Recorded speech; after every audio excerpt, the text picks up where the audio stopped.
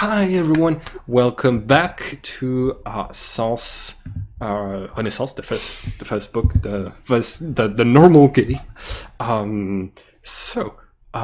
When last we'd left off, you had crash landed in a rocky cavern somewhere around South America, from where from what you've been able to track through the window of your capsule. You had looked around, started, establishing a small camp to rest after the day's events. And if I remember correctly, Alistair, you had started because the crash hurt you pretty much. You started implementing cybernetics from machines from the escape pod itself into your body. Nice. Yep. Making myself bionic, basically. Very cool. Like on the path to a giant mecha. Gotcha. All right. You started looking around, just getting firewood and things like this, just to set up camp, and suddenly, Cody, something strange happens. Out of the corner of your eye, you can see all of your companions just disappear from where they are and instantly teleport, reappear elsewhere around the escape pod. And at the same time, you can feel the smell of fresh paint reaching your nostrils. Can I quickly ask you again where we are? I think I missed this in the beginning, and of course wasn't there for the last session. Yeah, you crash landed in South America, and the story did not progress during the sessions you were gone. Basically, that's right after the escape from the North Pole base. Also, you notice that Alistair has candy now for some reason. Has what? Alistair has candy for some reason. Oh yeah, he's holding candy. He's eating candy. He's got candy in his hand. Okay, Alex, are you okay? Did you feel something strange? You could say that. But did you feel something strange as if like you have been teleporting around the place? Teleporting. I literally just saw you all like teleport around. Oh, that reminds me of something. Oh yeah. That's probably because you were stuck. Because classes came. Because the same thing happened to me. It's a classes thing. He came and he wanted to play a game with us. So he basically stuck you in time or some. I don't know. So you can see that on Mitya's face there is the barely washed off word in permanent marker, cheater, at the towards the bottom of his face, and there's something that's already been rubbed off from his forehead. And that just appeared in the moment that they were teleporting? Yeah. That just appeared. Okay. And it smells like fresh paint, just like the smell that's near your nostrils. What has been painted? You should probably find a reflective surface. Find a reflective surface? Alistair is just casually eating candy. Nice. Can I have some? No. Alistair, of you. classes gave you enough for all of us. Just share your candy. Alistair suddenly disappeared. Okay. Cody, it doesn't take you very long to find the tablet that came with the pod, and through the black screen you're able to see your own reflection, seeing that somebody wrote "rules a lawyer" on your face, and that somebody else drew a penis on your cheek. Oh, nice. Does anybody have tattoo needles?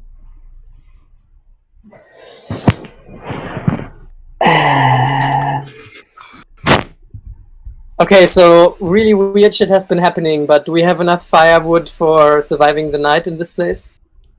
Is it going to be cold? We're in South America. How high up are we? You think you crashed in some mountains, but there was no sign of life where you arrived. Oh yeah. By the way, Survival. the tablet that you are holding in your hands is actually going to light up, and you are going to see the face of General Gladius Costa. And this, it seems to be a pre-recorded message that starts playing. Attention all Resistance members. If you see this, then our evacuation plan has been activated. In order to make pursuit impossible, each pod has been sent to a different location on Earth.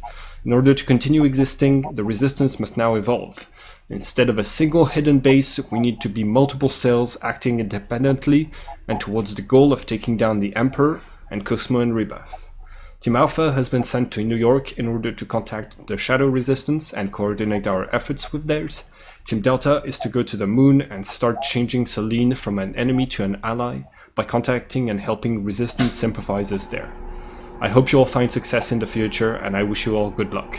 I may no longer be your general, but I will always be on your side. Gladius Costa out.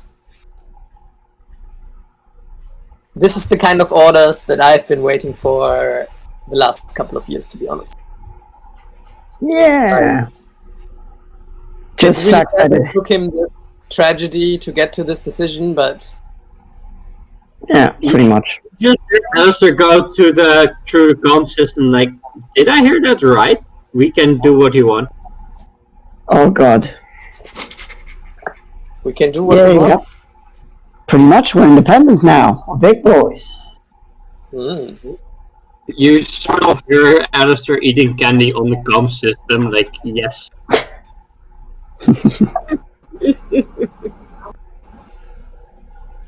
Wow.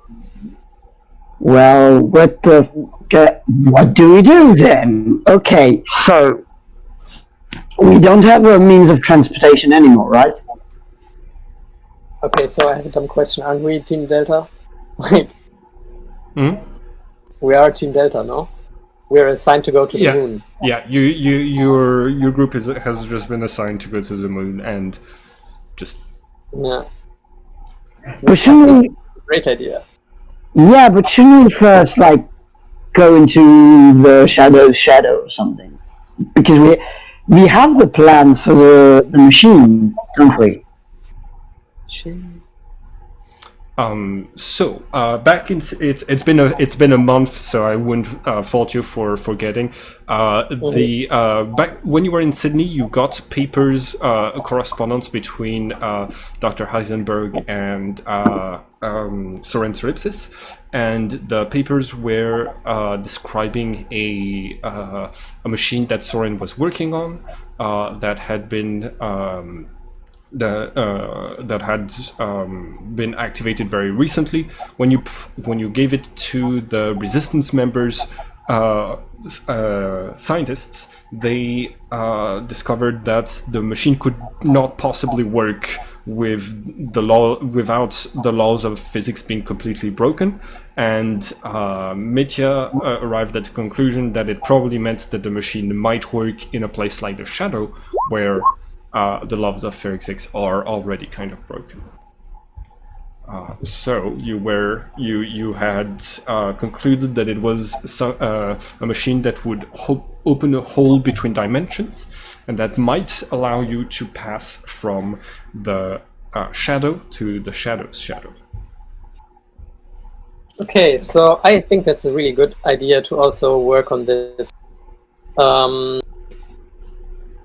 So that means we basically have two goals, kind of going to the moon and assembling this machine.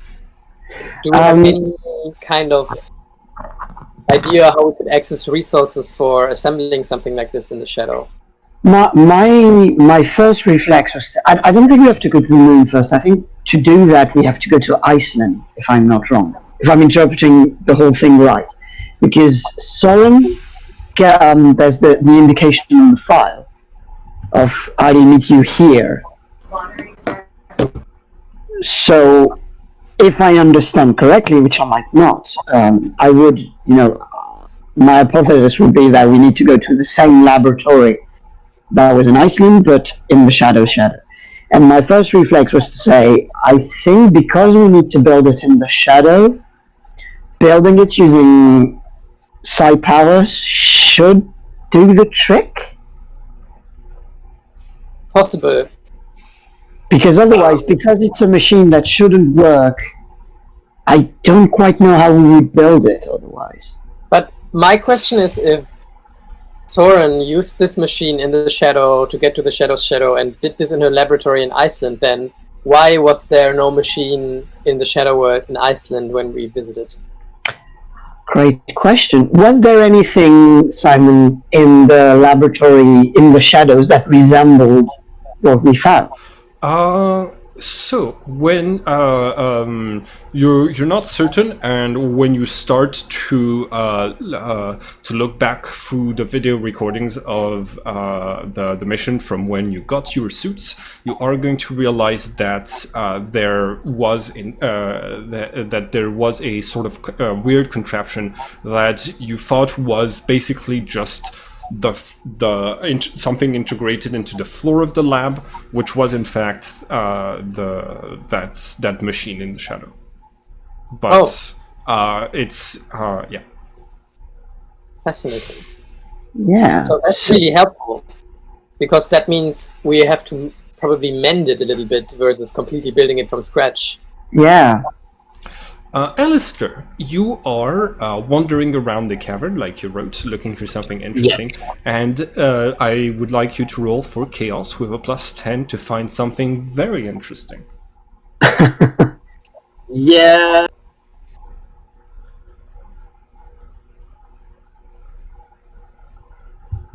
All right. That's 65, by the way, then. So you are you're watching out through the hole that you pierced in the mountain in order to get to where you are, and through it you are going to see what appears to be a blue meteor slowly arcing through the sky, and then you spot another and another and another. They're not heading towards here specifically, but they are all coming from the same direction, north. I'm going to record that as well and say to the comms, hey guys, I think we're seeing. I'm seeing some other pods from the base. It might be good to try and pinpoint their direction and where they're going to crash. Oh, that probably quadrillas. Yeah. When I'm looking at the footage, can I make an estimation about the weight or the size of these objects from their trajectories and stuff? You're going to start observing it, and when you start to try to feel the life force inside of it, you're not going to feel anything. It's not you don't think it's a quadrilla, and it looks like just a ray of energy. One of those is actually going to land very near where you are. Alistair, you're going to be able to witness as the blue arc touches a mountain near you. There's going to be a flash of light, and then you're going to see a sort of sprouting vegetation just coming out of that place and spreading at incredible speeds and growing upwards. Growing and dying extremely quickly, and it's basically wherever the mountain in mere seconds is just complete with new flora and fauna that hadn't existed ever since the planet was ravaged by the climate change induced by the Emperor. And in other places, the blue beams that you're seeing coming from the north are piecing the cloud layers and actually revealing the sun for the first time over places like this. It is, yeah. I'm just going to start eating candy and like, are you guys seeing this? Whatever that And, was. Is it coming from the same direction our pod was launched from? Is that maybe related to the room being fired from the rail? The room! Damn it! Probably go and look for that thing. The rune of God was launched with us. Oh shit. Yeah. In So- roughly the same direction we were. Oh, Cody, you worked on the railgun. Look for that. Yes. I have a question that you might be able to answer. Is the system the railgun is based upon going to allow us to estimate the direction it shot the room, or does the weight difference between our capsule and the room make it impossible to do so? Well, that's just a simple change in the equation. So it's definitely possible to measure trajectories for all kinds of weights. You would just need to roll for Cosmos to try to evaluate which direction the rune went in. Oh, it's very easy. You just change the variables like this. Yeah. It's this way. Cody points towards the ocean that you see nearby, and basically indicates that the rune of God has fallen inside of a very vast sea. Oh. God, that's a problem. I'm still elsewhere- just looking at the flying orbs and just looking at the trail they left and like trying to see if there's any other trails besides the three orbs. Yes, there's looking at the sky, you can see that there's multiple of those beams landing everywhere on the planet. No. You look elsewhere, and towards the sea, you're going to see one hit the surface of the water and just explode with life. You see thousands of fish-like creatures just coming out from that blue beam, and also like a floating forest of algae growing on top of it, and just like. Within seconds, it's going to settle into a sort of ecosystem, but before that, everything just grows and dies extremely quickly. That's crazy. That does not look like the Empire is doing this, no? Like, I mean, you said that there are like bolts of lightning, right? Yes. Where versus they're not like stones that crash somewhere, machines that crash somewhere and do something. No. Can I quickly go into the shadow world and witness if it's going on over there too? It is not. Okay, so I come back and I tell all the others that it's not happening in the shadow world. What does that mean? I don't know, the aliens only exist in this one reality? No, but we do. The resistance doesn't exist except in this reality, so maybe that's a resistance thing. Cody, I would like you to roll for Cosmos again, please. This time you have a +10. Also, everybody can roll Cosmos to try to find where the rune went. Okay, so Alexander and Mitya, you can also roll for Cosmos. I just noticed that because of something that happened to me due to a spell, I have less than the minimum amount of Cosmo. I have 24. Oh, Let's right. go. Did you get a penalty? I think I got a critical that ate 1 life and 1 Cosmos. Oh, that is possible. Yeah. Okay. All All right, Alexander. Everybody else is like calculating different things, but you're able to do the math. Like you have the equations passing in front of your eyes, just like in that popular GIF. And you turn around.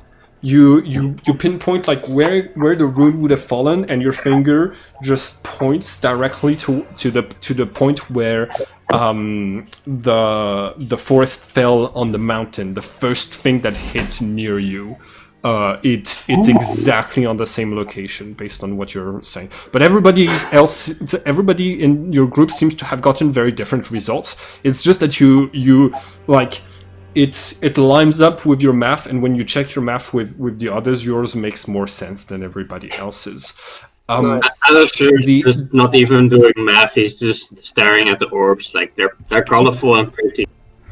The other thing, Alexander, to note is that the trajectory of all of those bolts is very similar. Is you think exactly the same trajectory as you took, in the sense that they're all coming from a similar point and with a similar propulsion system. Oh, it might be important though that we don't stay here then. Yeah, I say we move immediately. When it comes to the point you calculate, oh no, it's going to be the same. Should we take cover? Shall we head over there and see what's up over there? Green stuff. Yeah, let's not go to the green stuff because things start to live and then they die, and I don't want that to happen to me. It's stopped. It's stabilized We have after a few seconds. armors as well if anything goes wrong. But you're saying that it already happened. Yeah, it already happened. Within a few seconds, it grew an entire ecosystem as if time was passing extremely quickly, and there were like trees living and dying their entire lives within instants. Okay. But now that has dangerous ceased. or not, like I definitely want to go there. I have to take some samples and check out what this is. I think we should do that. And yeah, Alistair is not really tempted to go into the water, so we figures that's the closest one on land, so he'll just go. Alright. So you start walking down the mountain. With your jetpacks and your ability to jump between worlds, moving around the mountain is rather easy. It's not going I'm sorry, I have to go quickly. Yeah, I'm coming back. Yeah, no worries. You are able to make your way all the way to. Here we go. Hold on. You're able to make your way to. Here we go. And add to game. Just to clarify, I'm not quite sure if I understood you correctly. So we could ascertain that all of the meteors, or whatever they were also launched from the North Pole, roughly? Yep. Okay, so with a similar propulsion system too. Railgun system. You like looking at the arcs that they're making through the sky, and you and like looking the type of propulsion energy that they seem to be using. Yes. Mm-hmm. Right.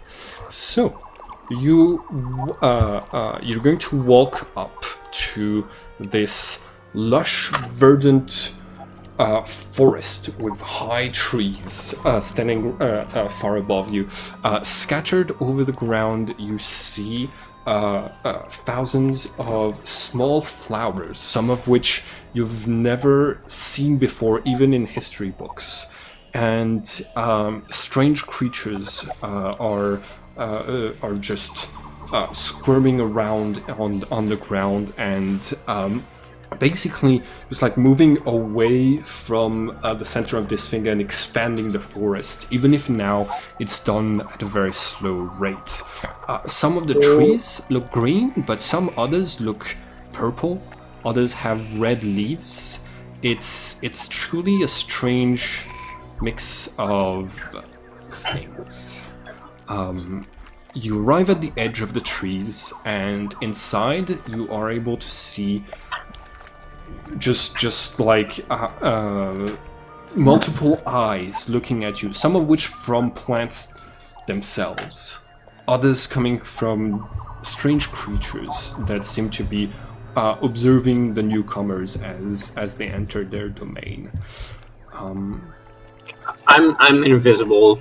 Are there any creatures that look like humanoid intelligent creatures, or are they like, I don't know, like mutant animals, or They seem to be mutant animals. You do recognize that some of them seem to be of the same species.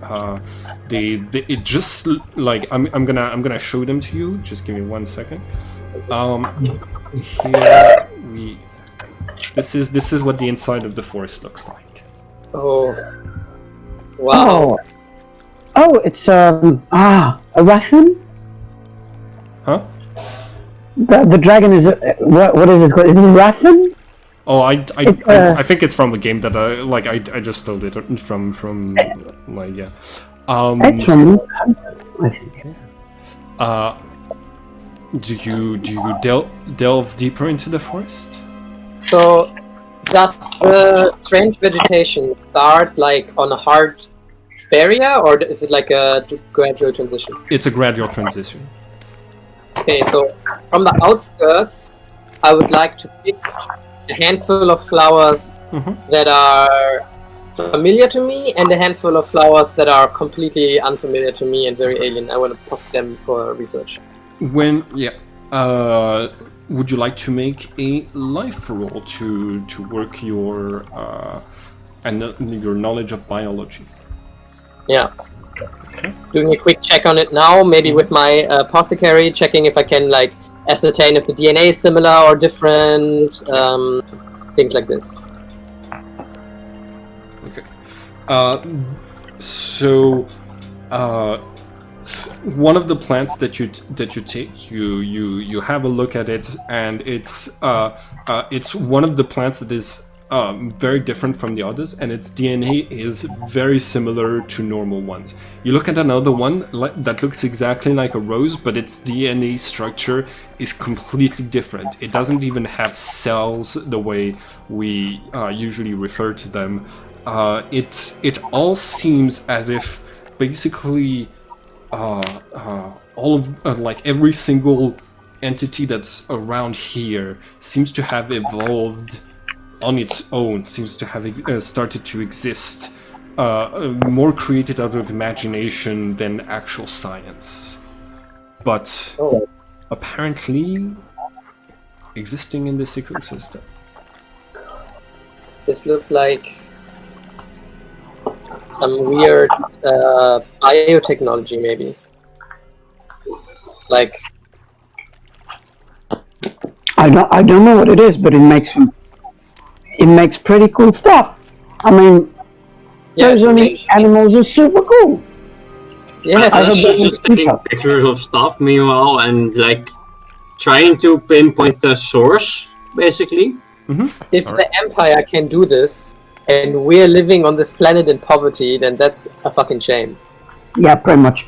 But you know, the Empire can predict the future, and we still fucking live in poverty, so that's a fucking shame. Point made. So, Alistair, you say you're looking for the source of all of this. I'm going to... basically the center. We saw it crash. I'm trying to see if there's a way to get there. Yeah. You start to navigate, and you're going to reach the... to reach what appears to be the center. Basically, this spot where the ground seems to dip a little bit as if something crashed here. And...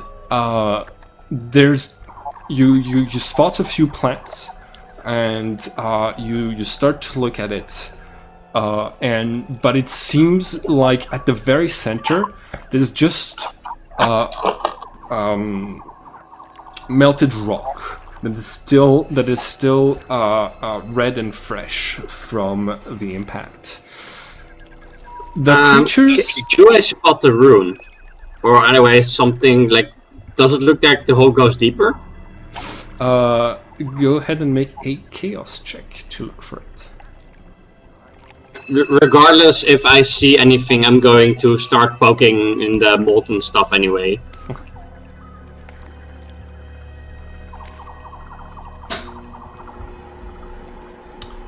you do not spot the Rune of God. Suddenly, all of you are going to hear voices coming from around you. It takes you a second to realize that it's all of the animals that are near you that have mouths that are speaking in unison. I'm glad you like my creations. They're going Yes, to... very much. Hmm? Yes, very much. I answer to the voice, I don't know. It was long overdue for the planet Earth to become a paradise for life again, and for new species to replace the terrible ones we've had so far. Are you the ominous kind of evolutionist, or are you the nice kind? Because I can't tell yet. Well, because you said replace. Yes, I have every intention of using my creations to wipe out any enemy of the Empire. They are all linked to my mind, after all. Alistair's still actually just trying to poke the molten rock area and see if there's like a fancy rock or something shiny. You won't find a rune. I've already had a couple of flying creatures. I've already had a couple of flying creatures gather them. By the way, I have to thank all of you. If it wasn't for this railgun, I would never have been able to spread seeds of life as quickly as I have. Are you gonna really make animals fight? Hmm? I don't want to fight animals. You know, like, it's pretty... You call them your creations and all that, it's very nice, but like, are you gonna make this little yucky thing fight? It's so cute. It hasn't lived a day, and you're gonna make it fight, and it's gonna die, and it's gonna be so... Oh, you're a horrible person, you know? Roll for creation. Ah!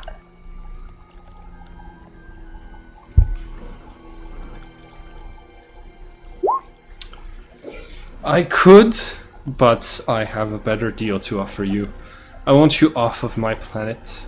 I want you to go elsewhere, take the first spaceship you can, and never return.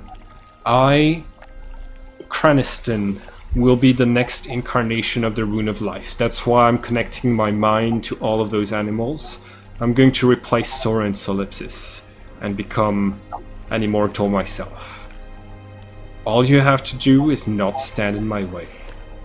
Just leave this forest and leave me alone. Okay, Cranny. Alistair just goes, how do you actually become immortal? Yeah, that's a good question. I figured, based on my research, that the individuals who became immortals had needed two specifics. A, they needed to have come into contact with with one of the runes of God, and B, they needed to be an exemplar of one of the 6 aspects of the universe: life, death, creation. When it says that, can I activate the comms and transfer this to Wilfred so that he can hear it? Okay. Yeah. Yes, you are transmitting this. You're going to get like a lot of question marks in the answer, saying, "Who are all of those pretty animals?" I'm not going to answer. I'm going to continue talking to Cranston. I'm going to ignore Wilfred. But do you want to become the poster boy for life by eradicating half the population of Earth just like that on a whim? That seems kind of productive. I sort of get why you want to be the immortal of life, Cranston, but do you really need to kill people to do so? I've been tasked by the Emperor to rid this world of the resistance, and I will make sure there's nobody left to be agreeing with your ideals. In fact, there's a little that we managed to scavenge from the brain of the railgun operator the locations of every place where the pods have been sent, and I am sending creatures there right now. Now, Was there even a railgun operator left after I basically torched the entire base to dust? oh, he wasn't still alive, but I did recover enough of his brain to be able to get that information. By the way, Aino says hi. Oh no, not Aino. Ethan says hi. Ethan says hi. What's with Aino? I just meant Ethan. I'm sorry. I got the wrong character. Now I will give the same deal to everybody else. They can just take ships wherever there are some, probably Sydney, and leave. Okay, I have two things. First, we have a ship in Iceland. Can we go there? Will you allow us to go there unopposed? Of course. You can fly through the shadow world using your shadow powers. All I care about is becoming the incarnation of life in this world. Okay. Let me tell you one thing though. When you become an immortal, then all those petty rules and orders and all these kind of things, they're gonna stop mattering to you. They're gonna be so much smaller than any of your concerns. So, while striving for becoming this, please make sure to not make like those orders the only thing in your life, because it's going to destroy you. Yeah, plus, let's be honest, Craniston, you're going to become a demigod. Why would you still follow the orders of the Emperor? What I'm saying. When you can be set free. I mean, you could be the incarnation of life even faster by not killing people. You would ensure supreme power and you would outgrow the Emperor. Why would you follow him? I would answer your questions, but I have read enough manuals on not monologuing about my own plan to my enemies. Now, leave my forest before I have my beasts tear you apart. Okay. I will quickly contact Team Alpha. Yep. And I'm gonna tell him, okay, if you stay in the real world, you're dead. Go to the shadow world with as many people as you can and stay there. And I'm gonna send the footage of what we just discussed with Cranston. And if I can broadcast it on any network that would be picked up by the Resistance, I will. In order to try to avoid having their locations discovered, they didn't bring radios with them. Just the recording of the general. So Team Alpha is aware of this. Wilfried is aware of this. I'm also contacting Team Omega to say get to the ship in Island and like stay undercover if you can. But Stuff is going to try and kill you. Through your personal radio with Team Omega, you're able to contact them and tell them to get to safety. They don't have a mode of transportation to get to Iceland, so they're just going to do their best to stay alive. But they will signal you that forests like these are popping up everywhere that blue strikes hit, and they're in Antarctica right now. That's where Team Omega landed, and the whole place is also getting covered by new biomes, basically. Beautiful and terrifying. Premiston, I suppose you can't become the poster boy for the Rune of Life while Soren still exists. Am I correct? Maybe I can, maybe I can't. This is an experiment. Okay, guys, just prepare you going into the Shadow World. Cranny, what if we could make a deal? And I told you where Soren Sollipsis is, if you promise to not kill anybody. Would that be in any way interesting to you? Alistair also adds, I remember reading this weird book. I think it was called the Bible. They say they had a ship and that like was used to get like all the living stuff off the out the way for flood or whatever it was. Maybe we could use this to build a planet and like leave this as your little playground or something. Mitya, please roll creation at -10 to convince Craniston to safeguard members of the Resistance in exchange for Soren's location. The Emperor will be pleased. Where is she? Here comes the Ark of Noah. I'm getting pretty good at this creation shit. Yeah, here comes the Ark of Noah, basically. So, yeah, Mitya, Craniston, you hear multiple mouths of different creatures saying, the Emperor will be pleased to have her. Where is she? Okay, I'm gonna set out the rules of the deal. You take it or you leave it. I will tell you the location of Soren Sollipsis. You will let us leave, and you will not kill any members of the Resistance as an exchange for me telling you where she is. Capture is acceptable. It isn't. So, In this particular deal, capture isn't acceptable. You will leave them alone as if they didn't exist. Or at the very least, let them get off the planet where you make it your place. Yeah. You will be allowed to kill any Resistance members that, in the following days or months or years, attack you, are a problem to you. But as long as they don't, you don't kill anybody, you don't capture any of them, you don't monitor any of them either.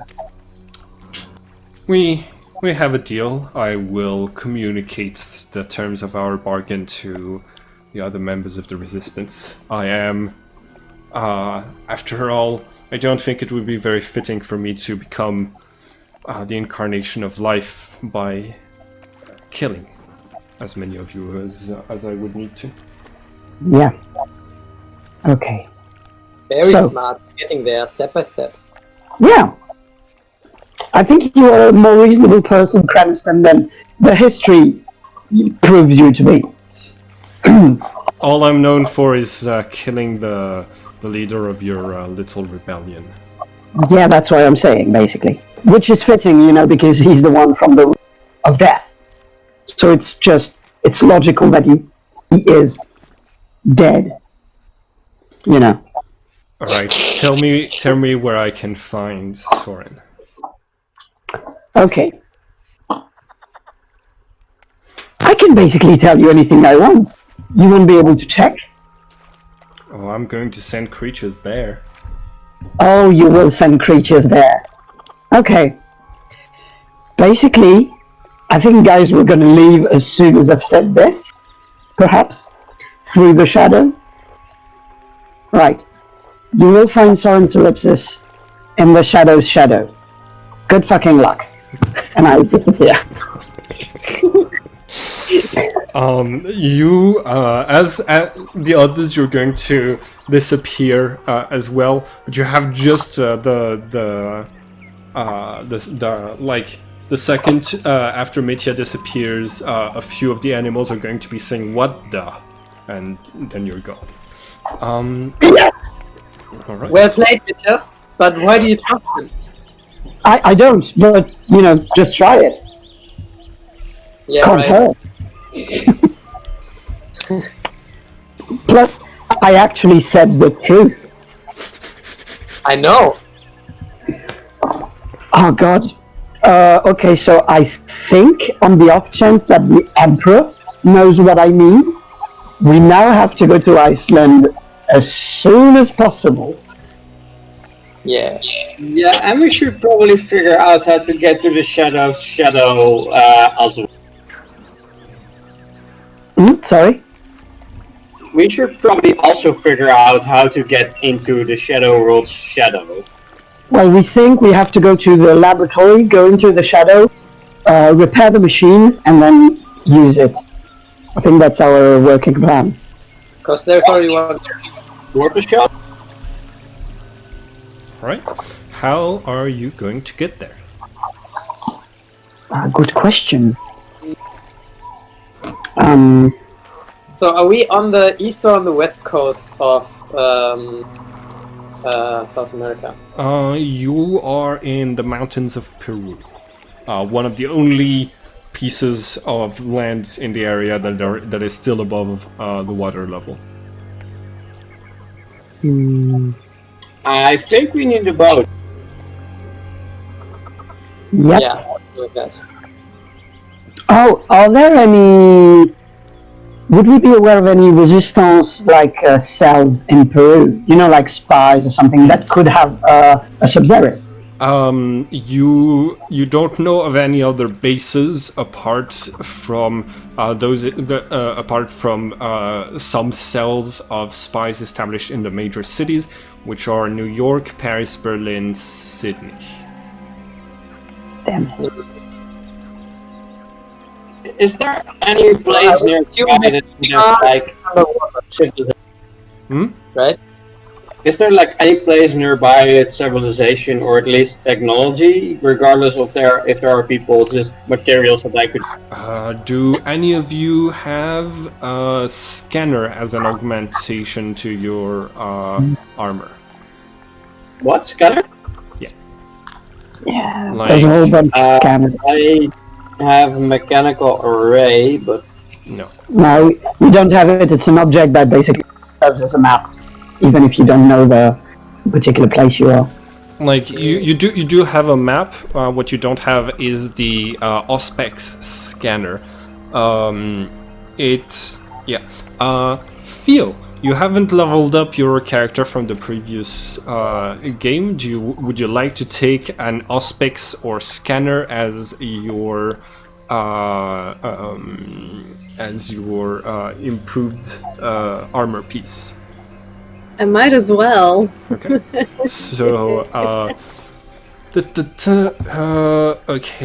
devices are used to detect energy emissions, motion, and biological life signs. A character using the Auspex gains plus 20 to perception, and may make a Cosmos check to spot things not normally detectable to human senses alone, such as invisible gases, nearby biosigns, and ambient radiation, which means you can now make a test of chaos against Alistair's void in order to detect Alistair's presence, and none of his gear apply, just his regular. I did sort of turn into a cyborg, so I'm less lively than I was.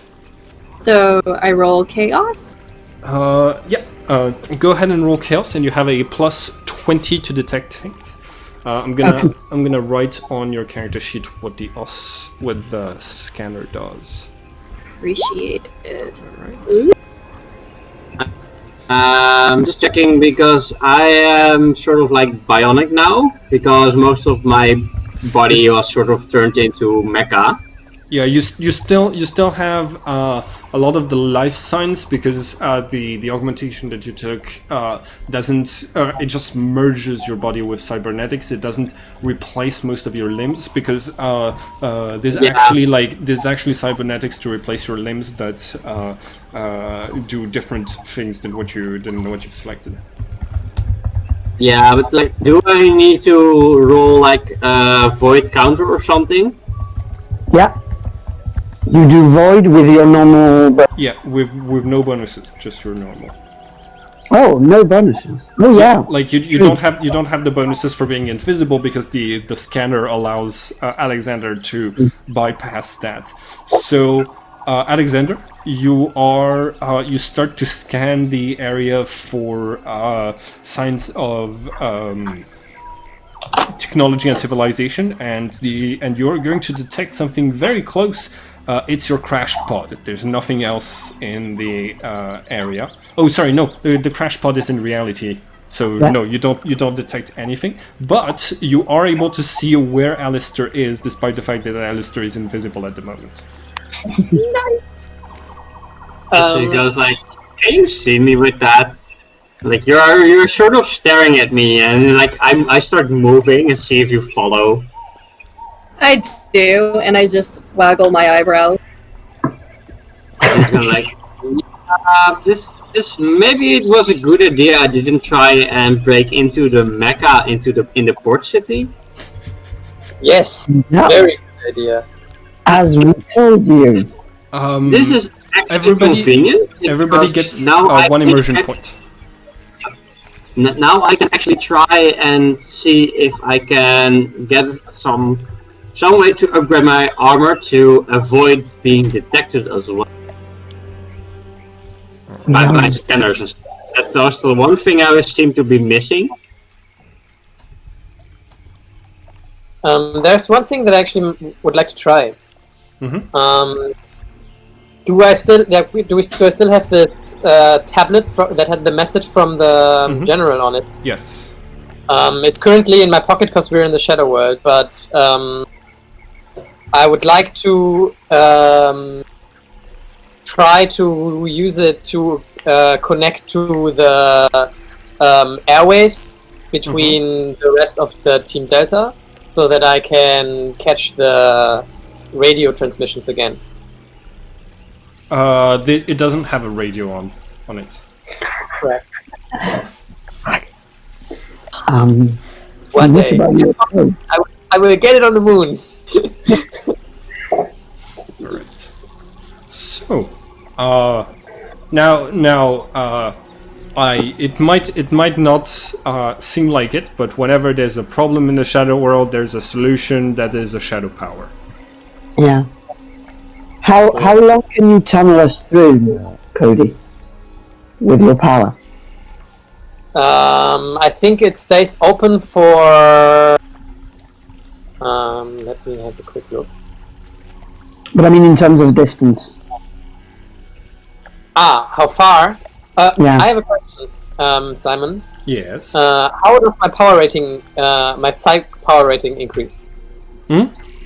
How does my Psi power rating increase in the game when I level up? You need to take a talent to increase it by 1. There's a talent that increases it by 1. Okay. Then I would like to take this one as my current level up. From Okay. The last one. So that will bring you to 4?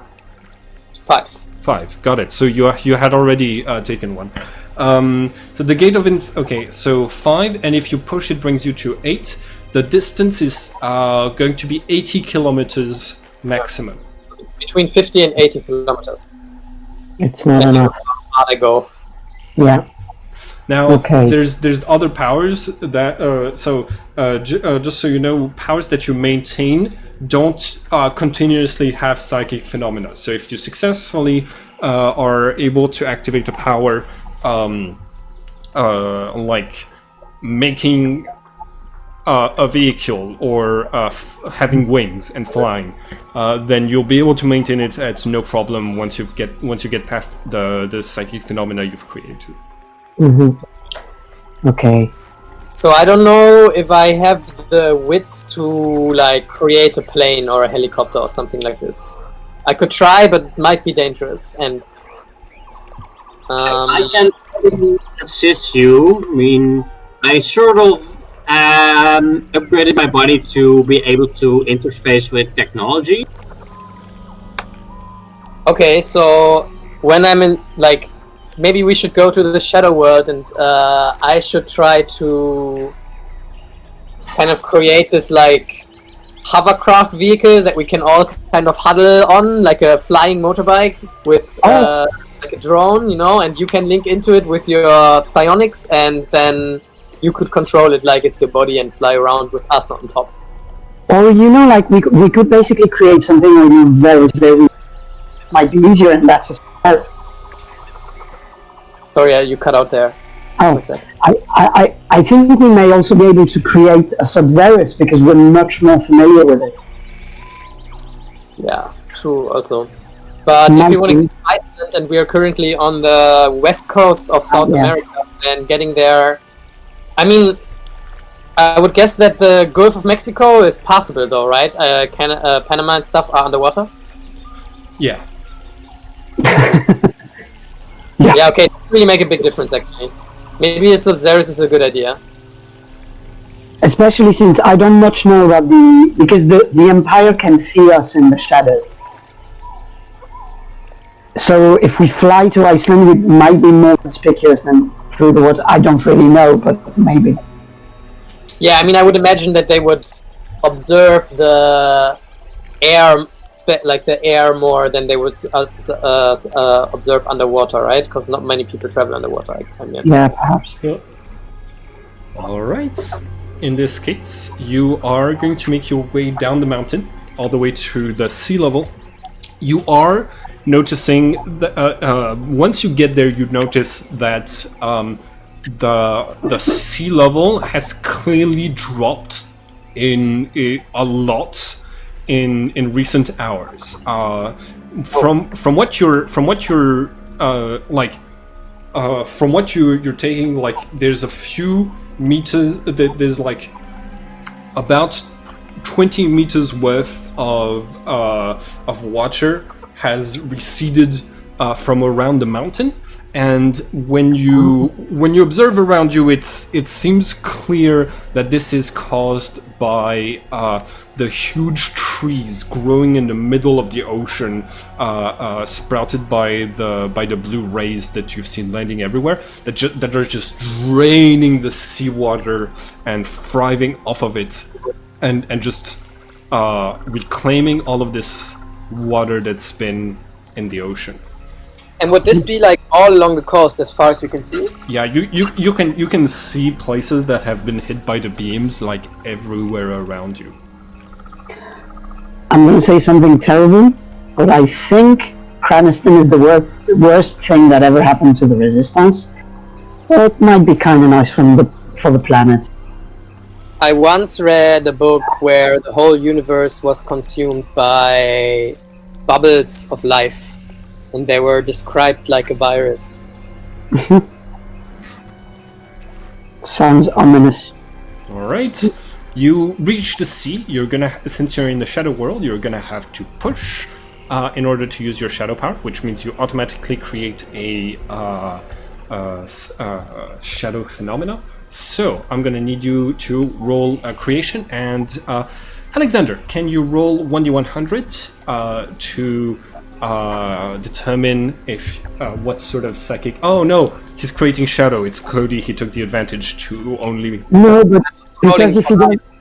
If you get more than 75, it still needs to be rolled. So Theo, please roll higher than 75.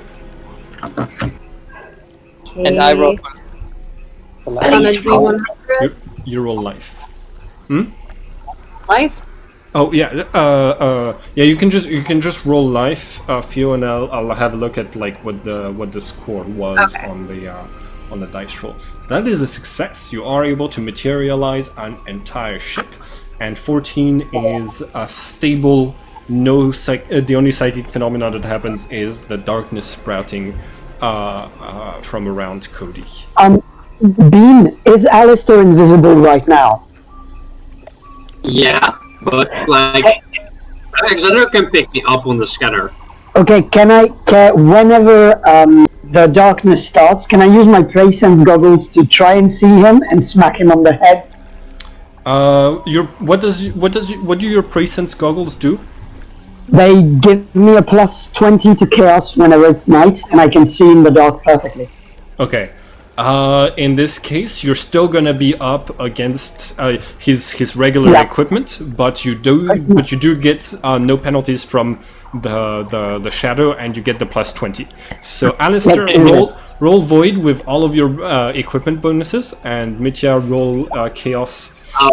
No, you do not spot him. Okay, too bad. All right. Here we go. It's the same model that we've been building at the North Pole for most of the time, but I added LED lighting on the inside so we can change the colors. Hey! Does it have a bathroom? That's gonna keep Alistair pacified, probably. It does have a very small bathroom, yes. Yes. With a shower. You all jump on board your Sub-Zeros, and you are going to be on your way. It takes you just a little bit of time to get to Iceland, and you are going to recover all of your wounds in the time during that time. Once you get there, you are going to spot that the place is mostly kind of like you left it the previous time. Hold on. While we're traveling, is there any kind of like laboratory equipment? I mean, I made the Sub-Zeros, but is there like a small laboratory with like microscopes or something on board? Sure. Yeah. Could I use those to study the plants that I collected a little bit more? Yes. And What would you like I want to do? compare them to like other species of like regular life that's similar. And I'm looking if I can like ascertain if like this is like shadow powers that are manifesting these changes in the DNA, or where it's coming from, or where it's coming from. It's like mechanical. roll for life to basically like ascertain this. And you have a +10 thanks to the lab equipment. +10. Okay. So yeah, you study those plants, and you're going to be pretty sure those are shadow powers being launched through your railgun. It's an incredible amount of shadow energy. So you really feel like there's no way Craniston is doing this alone. This is the weirdest shit, guys. Yeah. Wait, So- he's still firing from the railgun because the railgun was like melted, right? Mm-hmm. It had taken a pretty decent hit from one of your explosives, yes, which doesn't leave a lot of options for how it's still firing. But you know, shadow powers. Because this is weird. I'm pretty sure there shouldn't be a railgun left, so I'm guessing that they're using something with the cruiser. Oh, Idris, you are muted. I was saying that, or they just magicked it back into existence because they're quadrillas. Yeah. I would do Yeah, that that's if I were a quadrilla. There's so many things you would do if you were a quadrilla. Alistair goes through the comp system to check if there's like any of his allies that made it here already. That they got launched nearby or something. You don't detect any radio signals from the resistance nearby. All right. Like, It's daunting on me guys, that You I was we should- also building this railgun system that's now We- being used. so We can. Alistair goes to the comp system like, guys, we should get to the ship, but before we leave Earth, we should probably try and pick up some of our allies. you're already in Iceland at this point. Yeah, but like the ship is in Iceland, so if we take the ship, we don't have to go into space right away, right? Oh, well, it's not, because I lied. There's no ship in Iceland. If we want to go back off the planet, we have to try another way. I just wanted to say that so that Craniston will leave us alone and let us come here. Okay, our allies are probably gonna be fucked then. If Craniston is an honest dude, perhaps they can be fine. I don't know. I will contact Team Alpha and ask them if they were attacked. Team Alpha is going to signal to you that you are in the Shadow World, which is where they are at the moment. You are going to get an answer from Nivek, who is going to say, negative, we had a communication from, we've made contact with the weird plants that are popping up in reality that have taken over, like, most of the city, and they're strange creatures, but they've told us that if we evacuate into the Shadow World or to another planet, we'll be fine. So we're just coordinating with the Shadow Resistance right now. planning our next planning what they can do in the shadow world to disrupt Cosmos and Rebus and things like this. Okay, Nivek, can I send you a photograph that I want you to give to a member of the Shadow Resistance that will get her into a good grace? Sure. Okay, so I will send him the photo of the Bancroft sisters and tell him to transfer it to Sarah. I think. All right, that's some excellent roleplay. I'm giving everybody an extra point of immersion for this. So yeah, Nivek is going to transfer this to her. So the Subzeris parks not far from where you parked the last time. In fact, from where you are, you're able to see the remains of Akina's Subzeris that you never came back to pick up, which has been dismantled by the cyborgs, and the hull now serves as a mushroom garden for the cyborgs to grow some food. Pretty But aren't we cool. in the Shadow World? Hmm? Aren't we in the Shadow World with our Sub-Zeros? You're right. My bad. I'm sorry. I keep. It's complicated when there's two worlds. Yeah, Anyways, it's yeah, complicated. Nothing Yeah. of what we're talking about is real. Sometimes it's difficult to keep track. Yeah. yeah. Alexander, do you think you could use your newfound radio power to just tell us if the Empire is hidden in the city or something? To pick up on life signals? I could try. So roll chaos with plus 20. Okay. Okay, that is a success. You are not detecting Imperial ships, but you are going to note the presence of Imperials using the military radio wavelengths positioned in a few different places on the island. It seems that since the last time they have posted a couple of outposts to keep a surveillance on this area. In the Shadow. In the real world. In the shadow, you don't detect anything.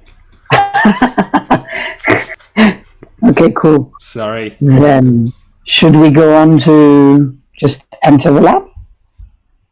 Oh, wait a minute. 10 credits or whatever money we're giving that we find Ghost somewhere. Ghost. Ghost? Yeah, my spider sense is tingling. There's going to be ghosts somewhere trying to convince us of something. I also have the feeling we're gonna see him somewhere. We'll see. Oh, Admiral Ghost. Yeah. Yeah. Okay, let's stay in the shadow and carefully make our way to the entrance of the trash mountain. All right. Yeah. Quickly pops to the real world and just goes over the comm system like, everybody get your asses to Iceland quick. It's the shadow world. Hold on, I have a great idea. As you're making your way through the city, there's going to be a cyborg who waves at you and says, "Hey, newcomers! Look like you're looking for something. Any way I can help you?" And you recognize. Hold on, they are the smiley face TV guy. Oh man, that was so cute. Why did they find Zach. Here we go. It's Zach. How's it going? Hi, Zach. How do you know my name? Sorry, Idris, you're muted again. Also, others are still invisible. You just hear, "Hey, Zach," out of nowhere. Yeah, and I'll tap on his shoulder and say, "Hey, Zach, just don't piss us off. Go fuck yourself," and I will go. I have good wares at my store if you wanna. No, okay, fuck you guys. Actually, Alistair goes like, "Yeah, that is true," and he just wanders. He walks into the store invisible. And he goes I would over like to Comes and my says, guys, I'll be back in a bit. Okay, roll for void. I'm gonna give you a -20 because you know you need to squeeze through narrow passages to get into that place unnoticed. But you have the sound dampener and the It's plus 50 from the gear, and what's the minus? -20. So just plus 30. Oh, Plus 30 on your void roll. Okay, that's it. 42 and super life. So you are going to find that they are hoarding food, they're hoarding power generators, and they have a collection of grenades. All of which are standard grenades. I'm going to there's like other guards like watching the stuff actually, or just are they at the entrance anyway? They're like the other cyborg is at the entrance. Like, is the door open or closed? Like you managed to sneak in, like opening the door and closing it without making a sound thanks to your sound dampener. Okay, so how big are the power generators? Are there any like discs or something, like small disc size things? Your camera is off, so I don't know. But the smallest one, so like most of them are petroleum based. There's going to be one large battery that's like about the space between my hands right now, like head size. Oh, yeah, I can't see you either, but like it's going to be a head-sized battery. I'm going to grab that and like stuff it into my armor for as well as I can, because I have a power coil upgrade and my armor is pretty big. That's right. Okay. And I'm basically just going to grab the thing and like try and merge it with the power coil and like upgrade it a little bit. Gotcha. So yeah, you can write that you have a shadow battery in your equipment, and then you're going to head to the lab. Also going to take the grenades. Okay. So you can now write that you have 20 standard grenades. On the way there, I would like to say... Grenade, or the... Oh, I don't have the standard ones on my sheet anymore. That's a normal frag grenade. Yes. On the way to the lab, I would like to say, Elsa, maybe it's worth trying to make friends with these people if you're interested in body modifications. It looks to me like they're like really professional and good at this whole body hacking kind of deal. They might have some suggestions for you. Very professional. I've just seen a guy with a monkey wrench for a forearm. So I don't know. I'm digging this. I think they're approaching this with the right mindset. Yeah. Also, Alistair walks. Alistair, like to the consist and like, guys, I'm back as well. I just followed you. Do you guys want some grenades? Absolutely not. Yes, please. Can I have one? Like, how many do you want? Just one. Just one. Why one? You know what will be fun if I ever score a critical 10 with energy or explosive weapons. I can blow Alistair up so much. If Alistair dies, the rest of the group is going to die if you're nearby. Yeah, more like on the same map. Yeah, pretty much. But like, this is why I keep the stuff inside my armor. So unless I make the fill, basically, is like shoot. Okay. And I give Cody, right? You wanted one? Yes, I want one. Yeah, I give you one grenade. So you now have one normal grenade, and I have 19 left. We are going to have to establish encumbrance rules if you start hoarding generators and grenades like this. But so far, but this was specifically why I asked if there was any small size, because I have the power coil. yeah. So I'm basically just gonna assume that I have like the battery that just doesn't die. All right. So And the grenades will probably I'll probably start handing them out at some point. you are going to make your way into the lab, finding that it seems to be guarded with it seems like there's a little bit of security around it, but professionals as you are, you're able to bypass it and get inside. Once inside, you are going to find the apparatus that looks like I had previously described it as Spider-Man 2's the machine that Dr. Octopus is trying to use to create infinite energy. It's a similar shape. And you are going to see that it has suffered a little bit of damage. Apparently it has gotten overcharged with energy and ceased to work.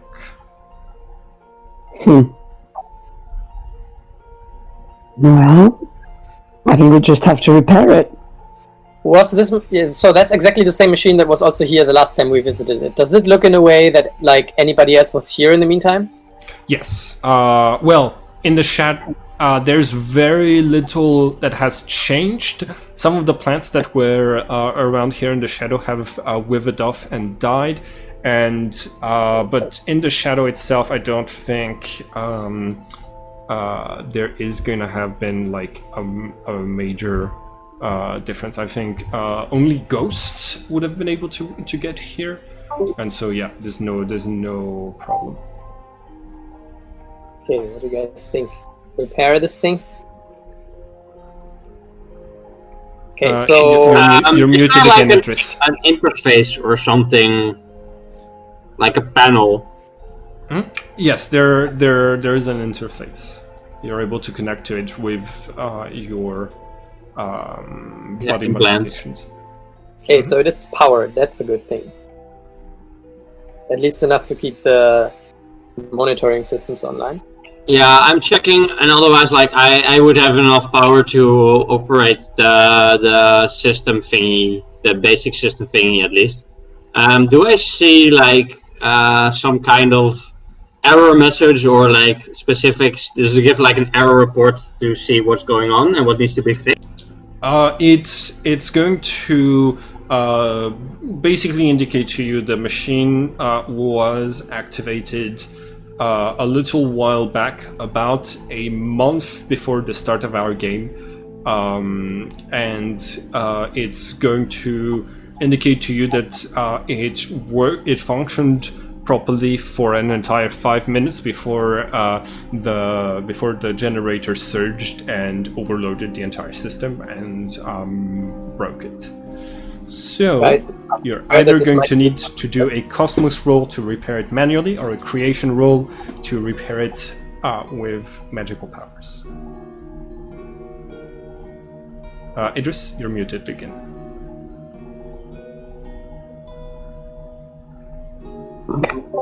I could try it if you don't feel up to... Oh, Alistair did it. Alistair's doing it, okay.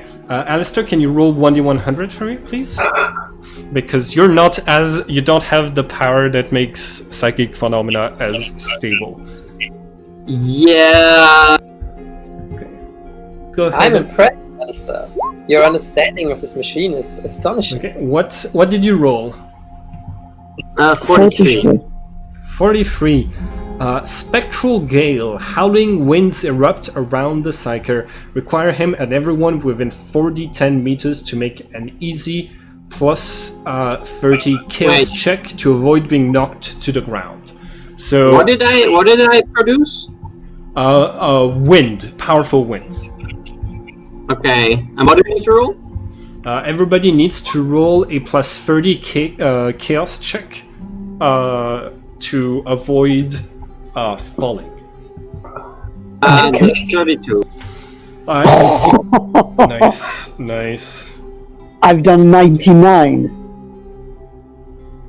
Wow. Flying through the room. Cody, you are pushed off from the platform, and you're basically falling into the depths of the lab. I'm gonna activate my flying capabilities before I hit the ground. Okay. Go ahead and roll for creation. You have one roll. Sorry, roll life. Sorry, you have one roll before you hit the ground. I think we have established that you don't want to hit the ground. All right. And now roll for psychic phenomena because you had to push in order to activate this power. Oh, God. That's right? Yeah, just 1d100. And 29 means there's just a bubble of shadow at the bottom of the lab and you fly back up. The machine is now repaired, starting to spark back to life as some of the LEDs and the machinery are coming back, like start having power flow through them again. The whole thing, when you look at it, like when it lights up, oh, everybody gets an extra point of immersion. Slowly get bigger. Yeah, everybody gets an extra immersion point. And the once it's lit up with its own internal light, you're going to see that the craftsmanship is not. It's not streamlined at all. It's got like bits and pieces of machinery planted into it. You are able to see that there's a piece of machinery that's just been held into place with old chewing gum. And but it's the same machine that was outlined by her and her plans, no? Yes, but the difference between the plans on how to make it and the reality of how it was made are slightly different. Are the material conditions? I understand. Okay. Yeah.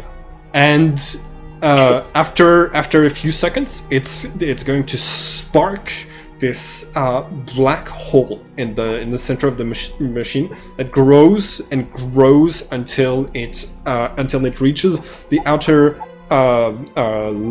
barrier of the machine, which hold it in place. Are you aware that this is going to be a one-way trip, guys? Well, do we care? Let's go. Yeah, you go.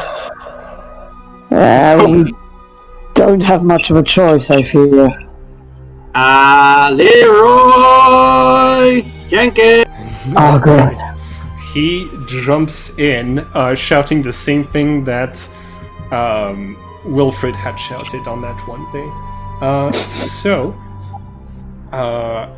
you lose communications with Alistair. Okay. It's probably the same as going from real world to shadow. I imagine so. Yeah. Well, guys, after you. I hope that the respirate armors are going to survive this. Or my carpus, actually. Oh. And I'm going to hover into the black hole. You are able to maintain your shadow power through the transition from both worlds, and you do in fact survive. You make your way into the lab. Alexander, are you going to go before or after Mitya? Let's go after. Okay. Then I will take my power sword and just engrave in a part of the lab near the transporter. Just screw you, Mythos. Just in case, and I'm gonna jump in. Okay. You jump in, and Alexander, you're the last one to step into the black hole. You step into a very similar version of the lab. Plants are present, but have not grown as much. And there's also chaotic writings a little bit everywhere. And in the center of the room, observing the black hole, is this figure. in respirate armor. All of you have to wear your armor and carapace, and the figure is just going to say, "Hello, who are you?" I'm assuming my human form as a female old scientist woman. Okay. Or- In this case, I need you to roll for to see if you cause any psychic phenomena. Yeah, I would like to do this. Sorry, if it's possible, I would like to do this before we enter, of course. Okay. I still need you to roll. Yeah, I will. Okay, that is a success. And then roll to see. 1d100 Yeah. following. Yeah. Okay, that's fine. You still look like a human. You do look like a human. Yeah. Who are you? Oh, I'm Soren Sollipsis. Nice to meet you all. So we are in like another world, basically. Yes, welcome to the Shadow's Shadow. I am assuming you got my machine to work. That's really nice. I'm gonna be able to come back now. Oh, wait a second. Wait with doing that. There are several people, probably for you, and they're not the nicest. Yeah, so basically, weather resistance first, or glitches. Well, you can see we've got respiratory arms. Wait, no, that can't be right. The glitches are 5 years old. I think time might be going a little bit different here. Wait, do you actually know this person called Class? Oh, yes, I know him. Should we go back through the hall before it closes?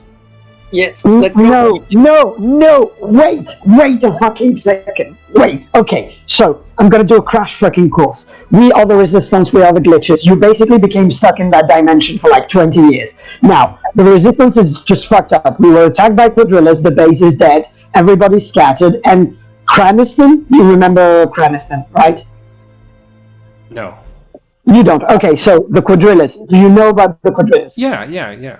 Okay, so the quadrillas have sort of attacked us because they're on the side of Mythos. Now, there's Craniston. Craniston is sort of the head honcho that basically killed Finland Finger, because apparently Finland Finger is dead, which is thematically appropriate for his character. I don't know, but fuck it. Well, the thing is, Craniston now wants to become the immortal of life, so probably imagine that he can't do it while you're still here. So the instant we step back into the real world, he's probably going to try to kill you dead, to kill you real fucking dead. And apparently, he feels very confident that he can do it. Or I don't know how immortality works. There's kind of like, it seems complicated, but we're riffing on all the information here. But basically, that's the Craniston, right? Yeah. No, we'll be fine. And she's just going to step back through the black hole. Okay, so do far, we want to stay here for a bit, or do we go back? Because time seems to be a little bit wonky on this. I think we should go back because she did, but yeah, but as soon as she disappears through the portal, Alistair jumps after her then. Alright. Okay, I'm gonna say it. As it is, still is the only nice encounter with an immortal we ever had. Can I jump in? I totally agree. So you make it back into the shadow. Once you're there, you're gonna see Soren just looking around and saying, it's gonna be nice to be able to be in a different room. Whew. 20 years, huh? So it's two. So hold on. If I what year is it? I don't remember. So okay, the glitches were born. We jumped back right through the portal. Yeah. Hold on. The glitches were born Are we in the shadow world or the real world? We're in the shadow. Shadow. Okay, can I hop to the real world real quick and just go through the comm system like, guys, do you read me? Yeah. Is something happened because we went through like Are you still there? Actually, are you still alive? I Yep. think you might have a time. Yeah, we're still alive. We're good. So like, who says this? Team Alpha or Yeah, something? Team Omega. Okay, then like, okay, good job, guys. I'm gonna hop back to the. Okay, so the glitches were born in 1996. The attack on New York was in 101 when they were 5 years old, and you say I've been stuck in this dimension for 20 years? I don't know, but that's about it for us, right? You've been stuck in there for like maybe half a year to like a 3/4 of a year or something like this. Because there's been some time passing since we started playing, right? There's been a couple of weeks and months there's been a couple of weeks, yeah. Yeah. So yeah, like when we found out about your base in Iceland, you were gone for like a month or so, and then after that we that around the world. that checks out. Oh, yeah. I'm sorry. I've just been so focused on my work and on getting to the Shadow's shadow. I didn't see the time fly by. I guess it has been 20 years or so. It's so nice to see you all again. As just goes. By the way, why did you want to go to the Shadow's shadow? What is there? Oh well, I wanted to find out for scientific purposes. Since I have a Resploid, I wanted to go there, see what it was like. Turns out it's not very accessible.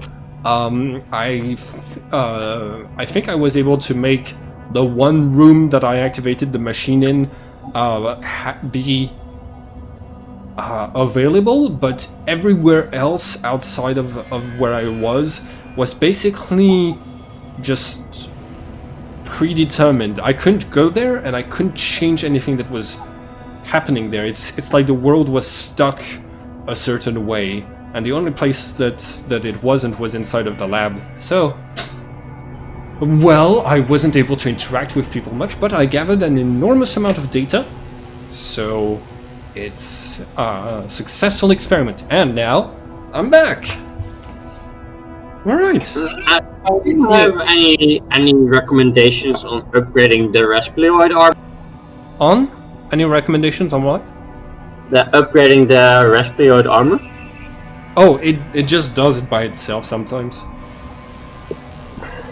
Why do I keep thinking each time that we're going to meet an immortal that he's going to have at least part of the answers? Some of you are very nice, but you're all sort of ditzy. You know that. Well, you know, I've always had this happy and carefree character. I guess it comes with being the with having, you know, the ability to talk to plants and being able to relate to all animals. It just my mind isn't only human. Mm-hmm. You know, if you were able to talk with plants, you'd be able to understand the concepts of passage of time and things like this. They're all very, very abstract. Yeah. Meanwhile, that Crassus guy is trying to become immortal alive, and he's speaking through plants. But I think he is definitely missing the point. He's gonna just die if he thinks he's immortal. That's possible, yes. Oh, I just realized something that I haven't told you. You know the room that you had stashed in Paris? In my bag? Yeah. You found it? Yeah, we found it, and through an unfortunate set of circumstances, Craniston got it. That's why I didn't want you to come, honestly. That's not great. I think you might want to tell whoever's in charge of the resistance to try to get it back.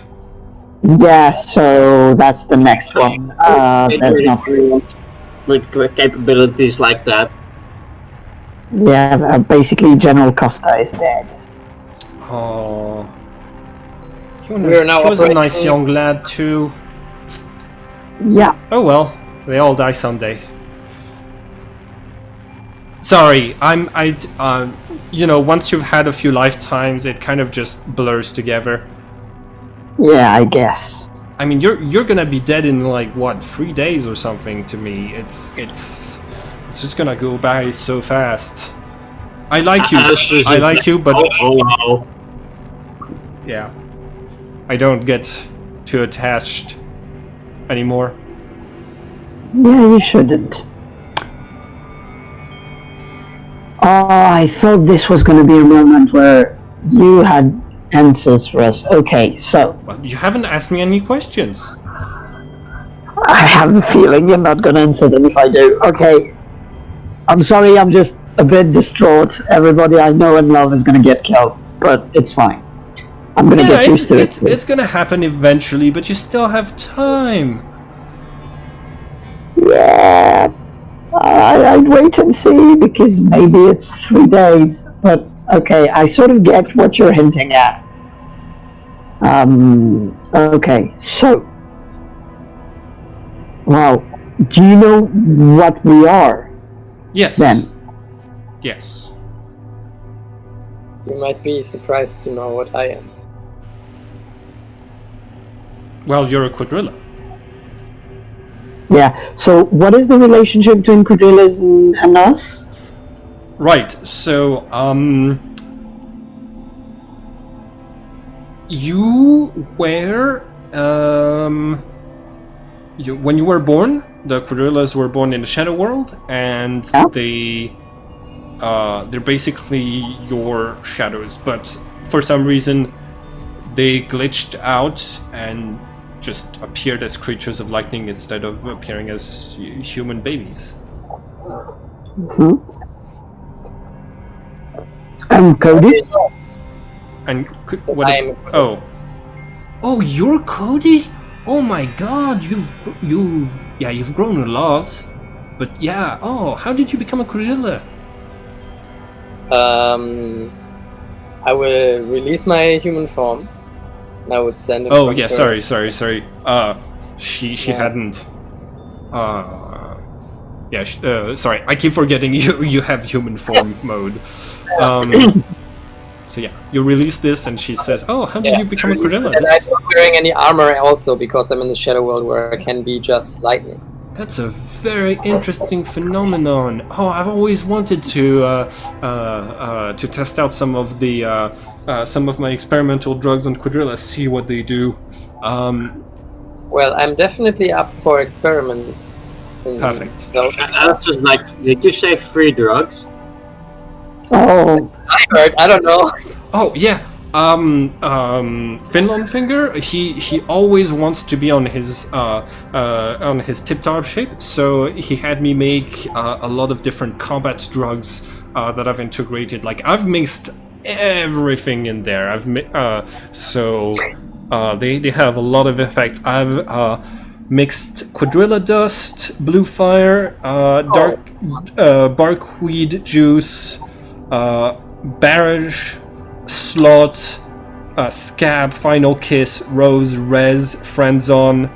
I have some genophage toxin. I've got some manic, stratophene, and spook. It's a nice cocktail. yeah. All of it in one. No, I just mixed them up on the go. Is that good for like glitches, or like is it bad? Well, it's as long as you don't take the genophage toxin, you'll be good. But yeah, those they're slightly addictive. But I also have a product against the addictiveness that they have. So it's, Yeah. yes. And the first one is free always. Alice is like, oh well, Now do you want a piece of candy for it, or is it free? the effects are temporary, so if you're close to going into combat, I'll give you a dose. Hey, Soren. Yes. Now that you are out of this place, and we are in this situation right now where the resistance is spread and scattered like this, Like, what are your priorities in your head right now? Like, are you still thinking about your research mostly, or do you have different plans?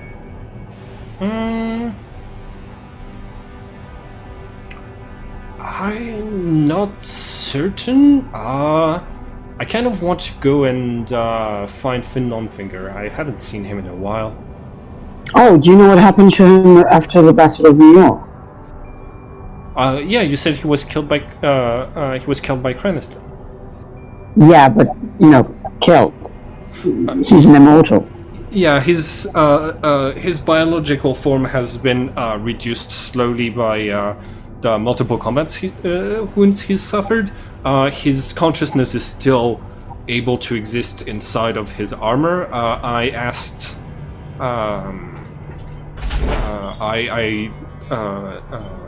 I asked the Quadrillas to take over and take care of his armor for a while.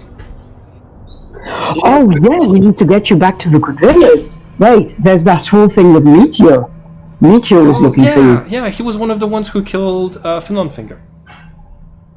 Wait, and he was your friend, and you asked him to do shit. Yes. Okay, can you explain to us how? Because for our whole lives, Quadrillas have been the enemy. Right. Sorry, time out. Cody, you have usually you need to activate your sense to sense somebody's life force or strength. This time, you kind of by default are able to sense that Soren is the most powerful person you've ever met, but also like clearly the most intelligent and the most beautiful, and like it's basically you're in awe of this character just by being in her presence.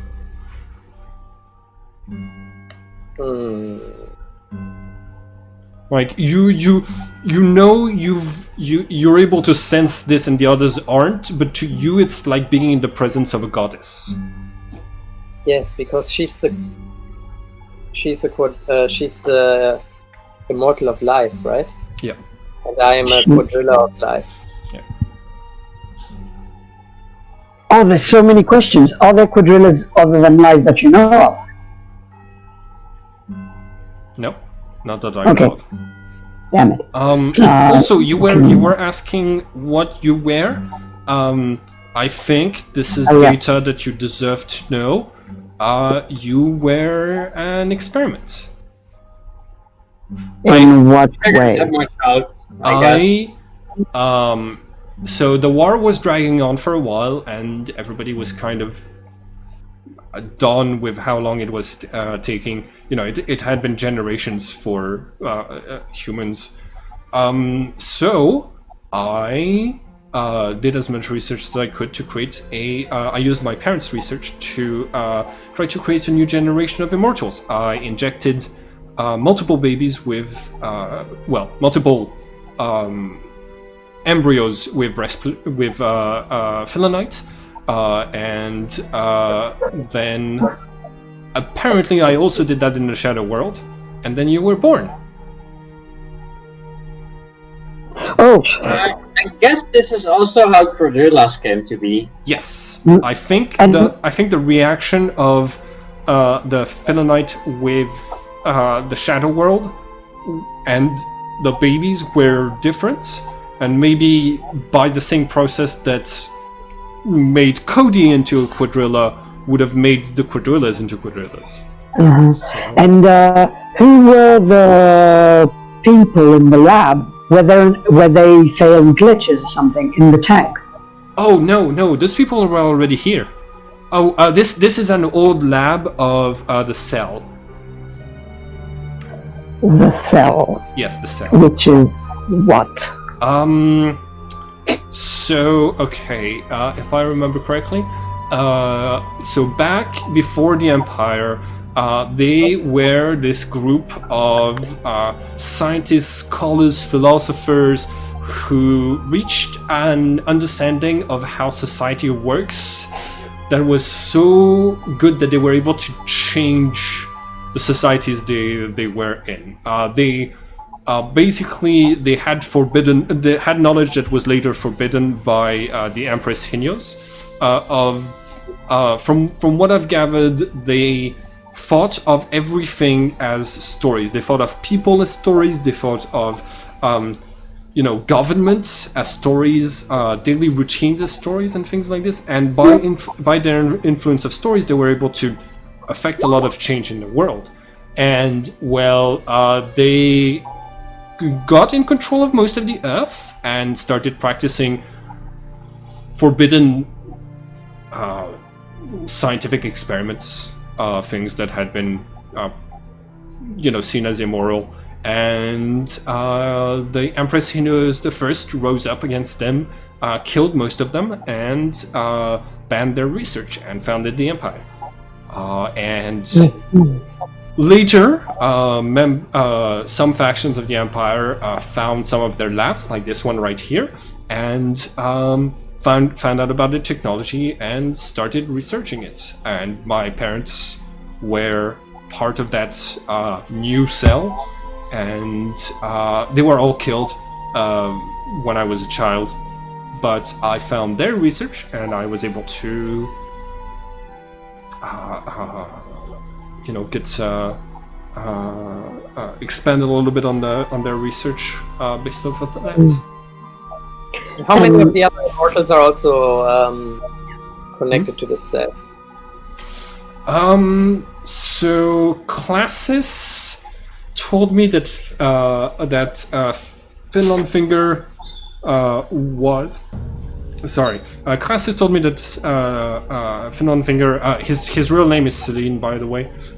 Celine was also an engineered child that was implanted with Finlandite from his birth, and I can only assume that the rest of them were as well. And how do you go from? Because basically, what you're saying is that you, the immortals, are made in the same way that we are. How do you go from us to you? I don't. So I actually arrived at the conclusion that you were not immortals. You were a failed batch, because up until your birth. Yep, everybody disconnected from Roll20. Up until your birth, the shadow world and the real world were the same.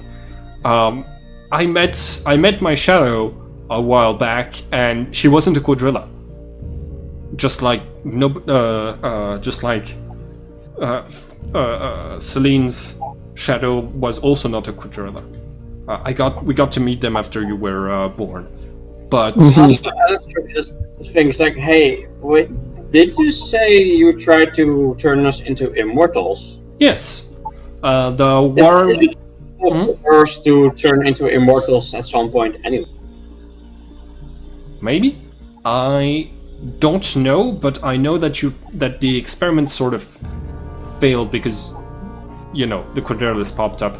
I was just trying to renew our forces, make more of us so that we could overthrow the Empire a little bit more easily. I was just helping the resistance out.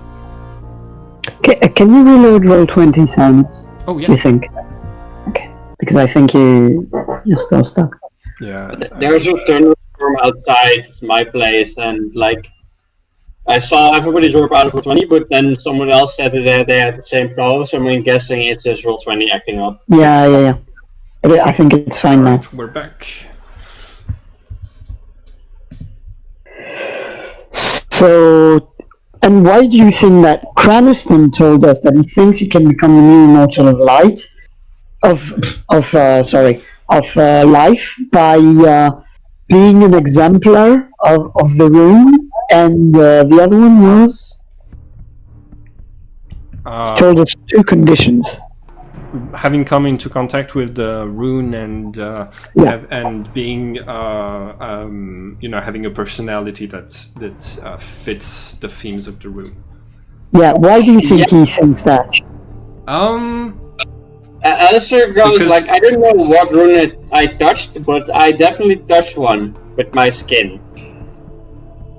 Yeah, so did I. I don't think that's how that works. Based on previous research, you like based on what classes told me, the new cell just used the process very similar, and we were born immortals. Okay. I could always speak to plants, and Finland and Celine was always able to kill people by speaking a few words. Okay, so you don't become immortal, you just are, apparently. I'm not certain if it's possible or not. I think it's an interesting theory that he got you to possibly come and find me as soon as possible. Yeah. Different question. Mm-hmm. Maybe we should get out of this place and find a safe haven where we can, like, spend a week talking to each other. All right. No. Let's, I know a nice beach in Peru. I love your hopeful tone. Huh? I love your your hopeful tone. Everybody gets another point of immersion. And as you come out of the lab, you're going to see one of the blue rays is going to hit the side of Iceland and starts to sprout a tremendous amount of life. But aren't we in the Shadow World? Sorry, again. Oh, sorry. Yes, you are in the Shadow World. My fault. Plot avoidance here. So Soren is going to say, "I've been in the Resploid for weeks now. I'm gonna pop back into reality so I can take this off for a minute." Sure. Yeah. Oh, Just like I'm gonna go with you, and if you re-end into Cranston, just do me a favor and put your Resploid on. Yeah, no If we worries. The run into Resploid will put itself on if I'm at all in danger. And don't worry, like you see these are force fields in the shape of wings. They also allow me to fly, but they're force fields. My whole armor was based with mostly the intent of being defensive. I have not been hurt by anything in decades. Yeah, fair points, but we'll stick around you anyway, just to be safe. Yeah. I stay invisible. Like if anything happens, like and she has the Resploid on, I'm gonna try and sink the Resploid just to make her invisible or something. Mm-hmm. So she pops into reality. She's going to let loose her hair, get a little bit of sunlight in, breathe in some fresh air. Then she puts her armor back on and comes back, but not before seeing that part of the island has been hit by one of the blue rays. She's going to say, "Well, reality's been diverging a lot. There's a lot of greenery in the real world." yeah, that's kind of fun. Just messing around. Hmm?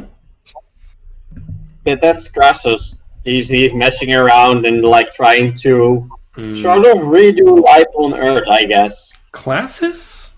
Nah, Craniston. No, yeah, the other guy. Okay. I confused him too. They do not have a lot in common. Yeah. All right. Oh, can I ask you a question before we do anything else? I've got one important one. Do you know in any way why Mythos sort of told us through Ghost, who appears to be a glitch that works for him? Oh, yeah, there must have been some that we left in New York. That makes sense. Pretty much. And so he told us that the world was created for us and that it was very, very important that we shouldn't die. Do you know why? No, that doesn't make a lot of sense. Okay, then. You'd have to ask classes. Also seems to have like an insight. It's like, wait, because we were created and like the Cordillas were created at the same time. Didn't something happen that created the Shadow World in the first place? No, the Like Shadow something World was similar? already existing. It was the runes were already displaying the Shadow World before your birth. So I knew it already existed. I just couldn't visit because my shadow was in the same place as I was. So even with my armor, I couldn't go and visit it. Can I try? Does Classius, because I don't think we've ever seen him in a Respiloid armor, can we contact Classius through our comm system? No, I didn't make an armor for him. Yeah, I'm gonna try something that's gonna look silly, but if it works, you owe me. And I'm gonna just shout into the air, Classius, we have our fucking question from last session. Yeah. I'm gonna wait a bit. There's no answer. Okay, you will regret this. I'm gonna shoot you with your own fucking gun. And then I go back to the guys. Let's Okay. walk to the What did you say exactly? Yeah. Right. Alice starts building an angel out of trash. So, Craniston is misbehaving. Well, I suppose I could always just show up and meet the rest of the Quadrillas. Usually they tend to just fall to their knees and do whatever I say when I arrive. So yeah, can I suggest, because you haven't been here for 20 years, so we don't really know what's going on. So perhaps what we could do is put you in contact with Meteor, who we are sure through other means that he's not antagonistic to you.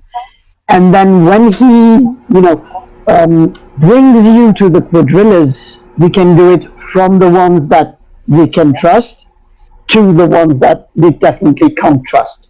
So we're sure we're not putting you in danger if Craniston has an ace up his sleeve or something. Yeah, all right. Okay. How do you contact him? Yeah, I don't know.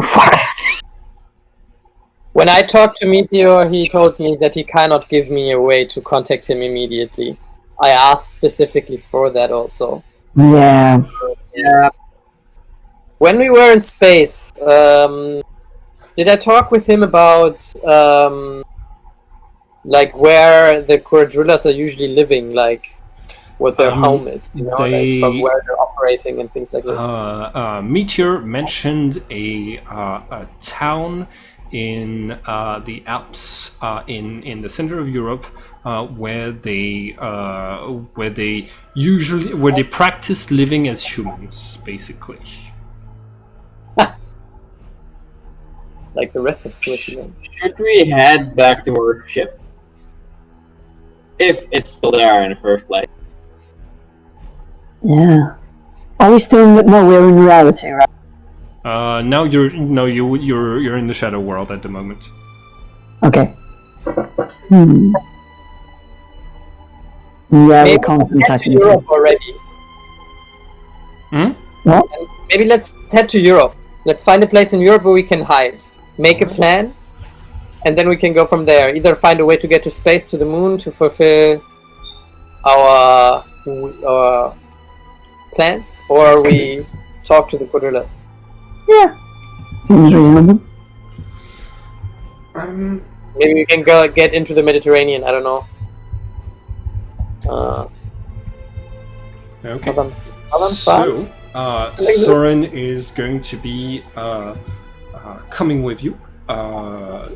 She gets into the ship, and as you're driving, she's going to say, I am actually very glad that you took it so easily.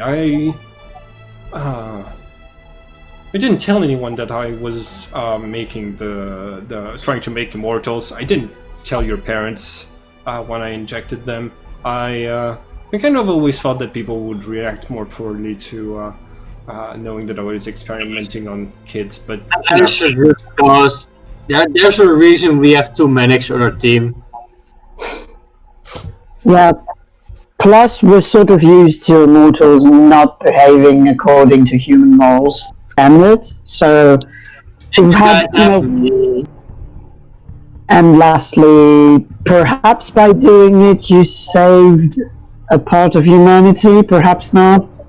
I don't really know at that point, but doesn't mean that it would. Lots of people are dead in the Shadow world. Yeah. Yeah.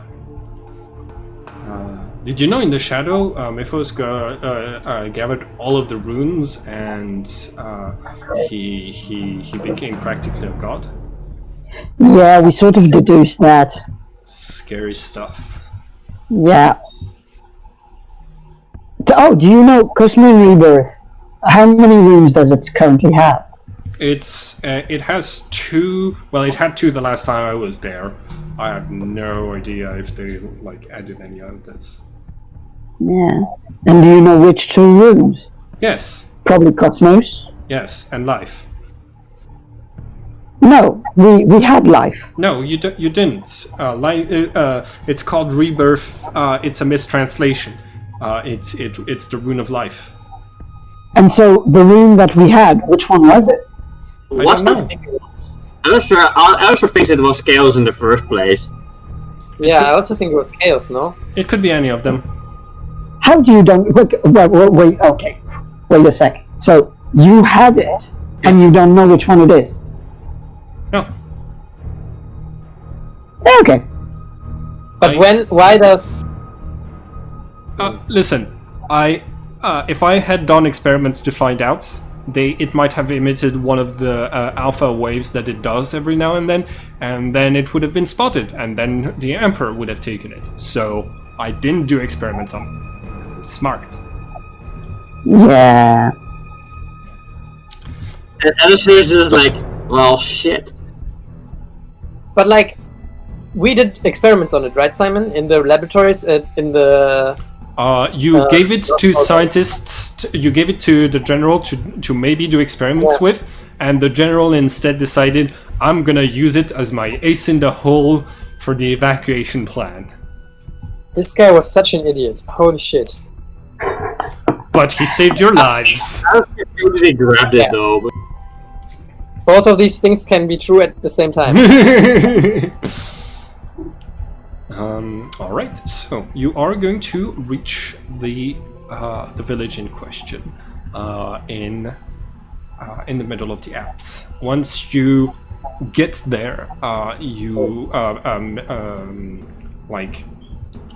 gonna have to hike up a little bit of the mountain once the Subzeris gets there, and you are looking around the town. It's a desert town. You are going to find Meteor in the Shadow world, just sitting on top of the clock tower and pretending to eat a blue ice cream with his in the shadow. He sees you from afar. He's going to wave and start to fly in your general direction. Meteor, my friend. One sec. He kneels down in front of Soren and says, "It's so good to see you again. I'm really relieved to see you are alive." And Soren is going to say, "Yes. Why would I be dead?" Anyways, where are the other Kudrillas? And Meteor is going to say, they're all in North Pole. Craniston is commandeered all of them to serve as batteries for him to be able to power his biological powers that he's using in the real world. So Soren turns around and says, "All right, well, let's go to the railgun.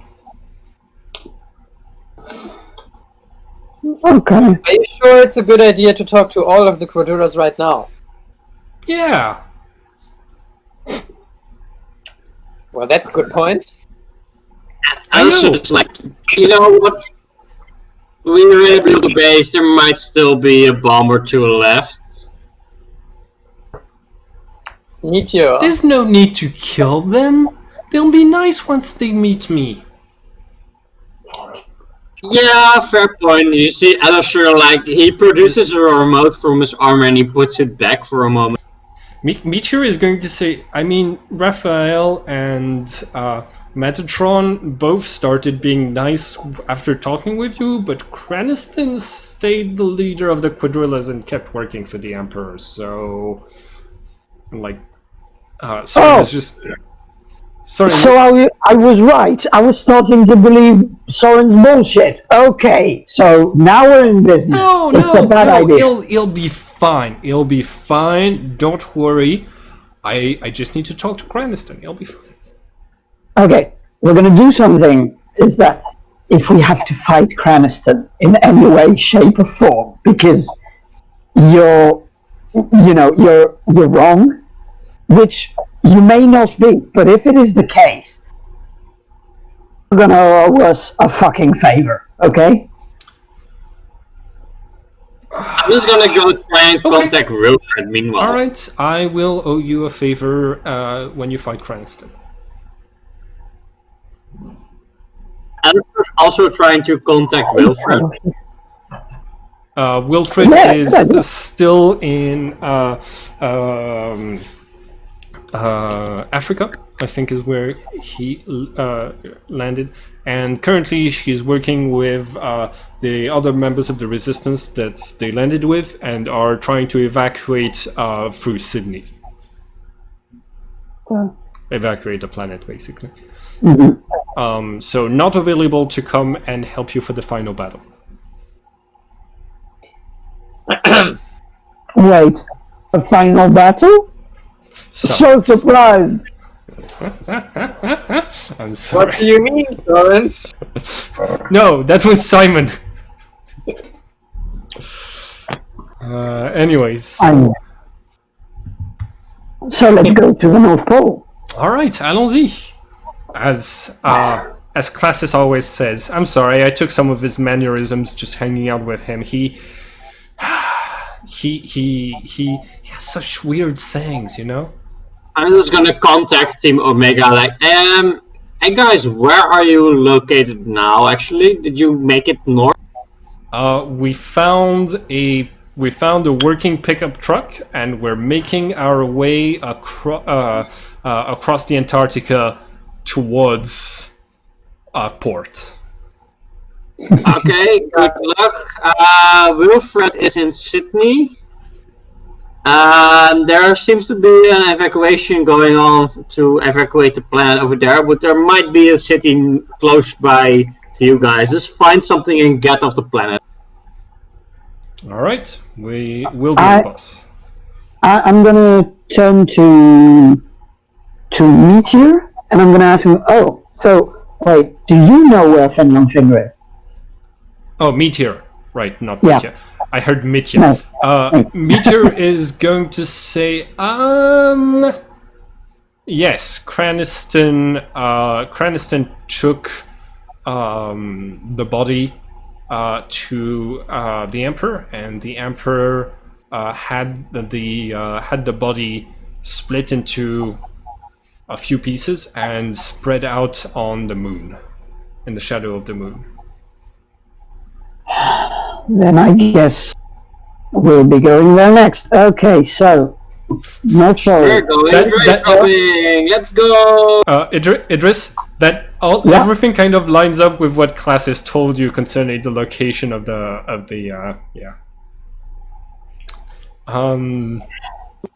It was mentioned that he was on the moon. Yeah. Yeah. In a few different places on the moon is what Classis said. Yeah.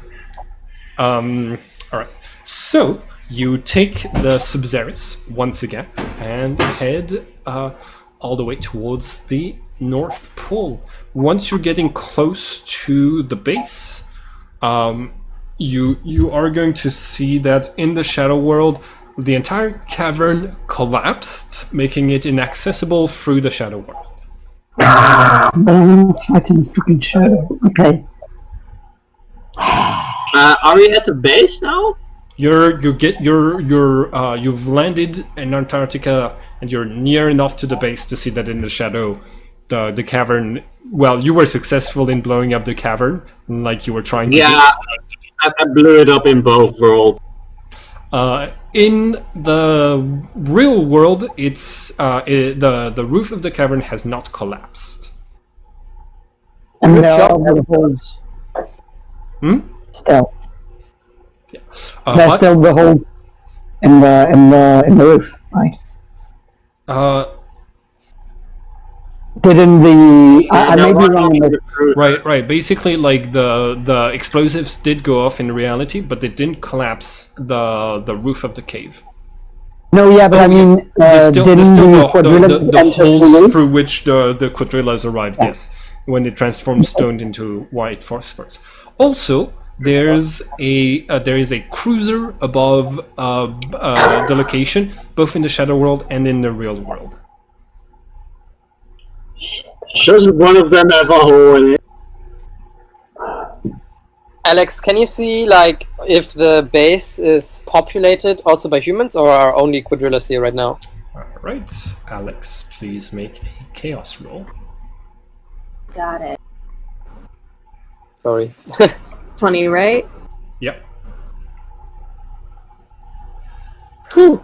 Nice! You are able to detect multiple life signs, about 100 or so human lives coming from inside of the base, and right beneath the railgun, you are detecting the presence of I think the 9 quadrillas that are still alive after the raid on the base.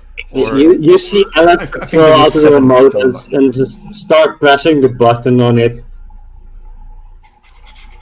Alexander? Yeah. Alistair is trying to press buttons on your scanner. No, like I have the remote from the bombs and like pressing like I'm sure I blew this up. I just give him the look of a disappointed parent. Yeah. It's like if the remote is not working, like I'll just find another use for the remote, I guess. It puts it back. Soren is going to say, well, if I remember correctly, I had a pathway through... I had an access tunnel for the Subzeris that I had created. So we should be able to take our Subzeris and float into the base. And once we get past those human life signs, we'll get to the quadrillas and we'll have one. Don't you think was this tunnel connected to the maintenance tunnels by any chance? No, it was so when I made the base, I had like part of it look like a port, so that it was clear that there was a way out of that place and into that place. So I hope you discovered that passage, but I think we didn't. No, you did. It's the way you were using to come in and out of the base. Oh, okay. Yeah. Sorry, I misunderstood. Yeah. Okay. During the travel, you basically see Mitya just with empty eyes, just adjusting his gear, trying to check if his sword is fine, cleaning his gun, and just generally sulking. Like, I don't know. Shouldn't we try to set up like a parley? I mean, we are at war with them. We fought them. We killed a bunch of them. That's fair. I mean, once they see me, it should be fine, right, Meteor? Meteor, you don't mind that they killed a few of your brethren now that you've met me? And Meteor is going to be like, I I don't mind working for you, Soren. And Soren's going to say, see? Yeah, but he's already radicalized. Yeah, he's already radicalized and he hesitated. It will turn out fine. Don't worry. Okay. We trust that we fuck up. Listen, I know what I'm doing, okay? Yeah, okay, I guess. Right. I guess you know what you're doing. So, Can you? you just have to get me past those human life signs. I turn to Cody. Can't we just worm our way in? Oh, damn it, I forgot about that. I had an entire battle planned. We So can do that if our plan is to approach sneakily, but if, like, we are not planning to attack, but really to set up a conversation, then, like, why would we sneak in, right? Well, That would the be thing the is, way of approaching. well, imagine the base is like the danger zone, and you've got one room with 10 quadrillas in it about, and supposedly when Soren appears next to the quadrillas, they become on his side. So we parlay with the quadrillas, and then we're inside the base with a force 10 strong, more than if we go from the outside in. He's like, I have come upon this earth with my 2 feet taken possession. Mwahaha. Simon, Yes. when you said that I felt this gravitational pull from Soren, Yes.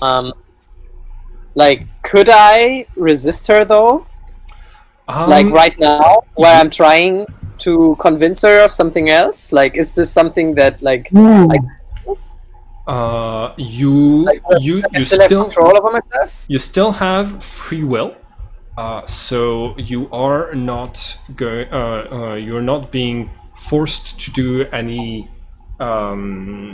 You're not forced to do anything that you wouldn't want to do. But she is vastly charismatic and influential to you. She just goes, hey, open up a portal, I'll just go with her, and I mean, you guys can come too, but if we want to make an impression, we could send her in the base, get her to convince the others, and if any one of them seem hostile, I'll blow them up, okay? Yeah, let's tell You're right. Let's split up. It's a great plan. I love it. Yeah, let's not do that. Yeah, but we can teleport in all together, though. Yeah. Okay, I'll be right back. I'll be right back. I need to rewrite my campaign. Like, shit, need to prevent, like, plot, again, to like, skip the entire plot, like, the others. Okay, so we teleport into... No, maybe, I don't know, maybe we should save the teleport for our way out, but it also takes 3 rounds to cast, so... Yeah, Yeah, but that's going to be the same regardless if we use it on the way in. I think if there's going to be a fight, we better go in and it's going to, let's just say that it's going to be as difficult to go from the outside in than it would be to go from the inside out, I think. So, I don't know. It's usually easier to get out of places than to get in places, so... Like, if we bore our tunnel inside, for example, we would still have the opportunity to teleport out. Yeah. Also, true. just But for it takes reference, 3 turns. if all else fails, I can leave a bunch of grenades. Yeah. But if we see things going south, then I will start casting it. Yeah. I think that would be too late, so it might be better to teleport into the base. And, like, maybe That would be disarm my- the or something if we can. That would be my first instinct. Like, now it's the player talking. If we sort of create that plan, believing in Soren, that's a real question of the characters with that. If we believe in Soren, there is no reason that we shouldn't go in directly to the quadrillas. Just quick question. I have this new fancy ammo. It's supposed to work against psi things. Quadrillas count as psi Yes, creatures. they do. Also, everybody gets an extra immersion point. Nice. You see Alistair loading his heavy bolter with, like, different ammo.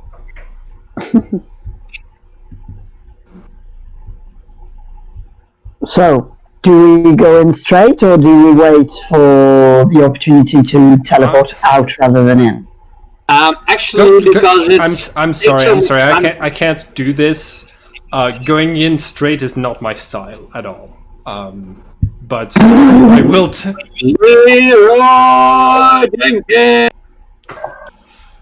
Okay, so we will mow down people who don't have free will, so that you can do it in your style, then. No. I just meant. I just meant I'm queer. That's whatever. Let's just go. That's okay. Oh, that was a joke. Sorry, I don't get it because you're weird either way. You don't get what? Understand. Immortal humor just goes way over my head. Alistair just says, like, just get the portal going. It's gonna take too long to use to get out of the place. Might as well use to get in. Oh, and by the way, it might be smart to not teleport into the same room, but like into the next to the door to that room. I mean, if they're not friendly, then we might not want to be in there. That room is the generator room for the railgun, and it is accessed not by a door but by an elevator. So we could bore in from the side. In this case, we could just teleport into the room because nobody's going to be there except the quadrillas, and nobody's going to get there anytime soon. Yeah, I think so too. Okay. Let's assume there might be a hostile quadrilla, but for now, let's assume that most of them won't be. So let's do that. Right. And you can always use the portal out. I mean, if we can sabotage the elevator, we have the time. Okay. Cody, would you like to start activating the portal? It's not gonna work. It never works when our plan hinges on this. Yeah, and I'm still uncertain if it's a good idea, but I trust you guys. If you want, I trust you, Soren. Okay. Hold on. Soren is gonna be like, okay, wait, hold on. Don't move. It's gonna be fine. You see a needle coming out of her coming out of like beneath her hand, and she's going to stab you with it, and you feel liquids starting to rush into your bloodstream. Can he be drugged though? Huh? Can he be drugged though? Yes. He's a quadrilla. Yeah, she adjusted it specifically for quadrillas. Yeah, that's what she was talking about before. Okay, Dr. Mengele. Okay, so you're gonna have right. This one is the one of the long terms. Also just looking. Here we go.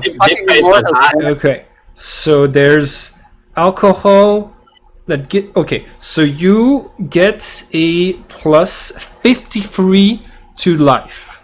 Okay.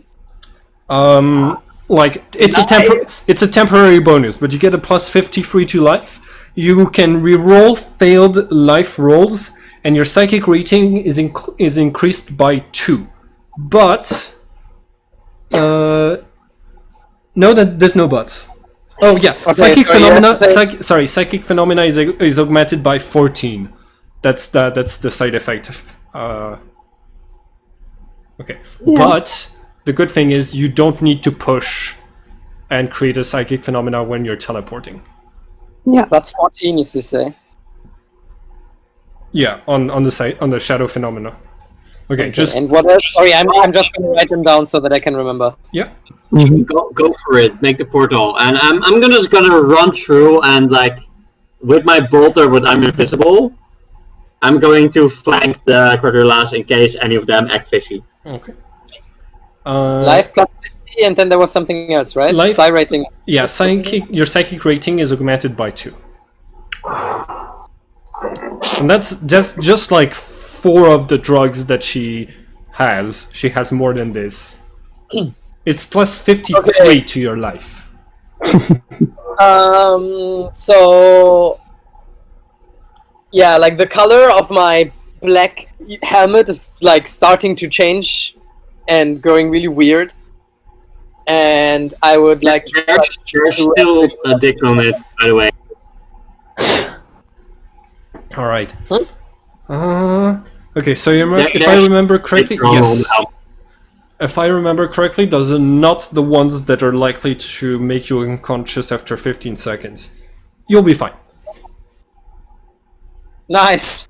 All right. Okay. This is just sitting next to your portal thing. Like, let's go. You open up the portal and you are ready to go. You are. Alistair runs through basically, and he runs around to the other side, like to the side of the room. All right. You're gonna be able to move your character, not worry.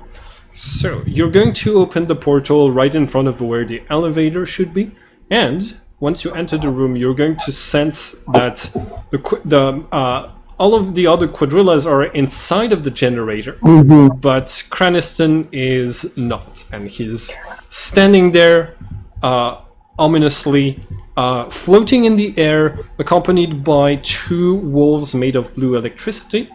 You can't. Sort of like, I'm supposed to shoot this one, right? And with a bubble of energy around him. And what's the last power that I'm using? Imperials? No, quadrillas. Here we go, quadrillas. Craniston. Here we are. So this is what he looks like. And shield, wolves, flight, and of course. Wait, this is the one I saw before when they were attacking the base. Yes, this one is the one who killed, who dealt the finishing blow to Finger, and who is the leader of the quadrillas. Okay, so Soren is running closer, and he's still invisible. Move closer, and he's going to the comms like, this is the one I asked about. Can I shoot this one? Did you listen to anything we were talking about before, Alistair? Like, which? Okay. okay. Hold it for now. But aim the gun at him, but hold it. Yeah. Okay. Right. I'm gonna aim at him. Okay. I think. Oh, this is a nice one. Yeah. Okay. So this is going to be the token for Soren. I'm uploading it now. You please roll for void in order to hide, and you have all of your usual bonuses.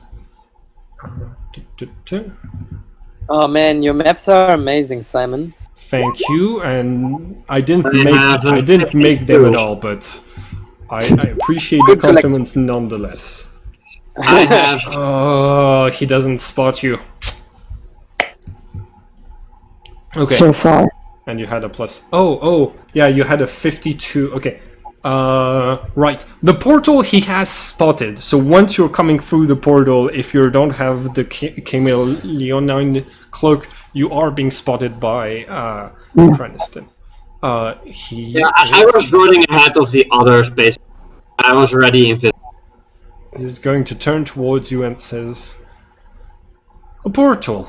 Creative. I thought you were leaving the planet." Oh, we're leaving the planet, all right. We just had to do a quick stop by here. Because we've brought you something. Yes, I can see you've brought me Soren. I appreciate the gesture and you making it easier for me. You're fucking welcome. And Soren is going to be like, "Alright, Craniston, stand down." And Craniston is going to say, "You know, after the first time I met you, I realized how much influence you had, and I activated shadow powers to steel my mind against your power of the incarnation of Rune of Life. So, I'm sorry, but I haven't really been following your orders. By the way, has she told you the orders that she gave me? Hmm? Not No, really. she didn't. Well, this is what she asked of me.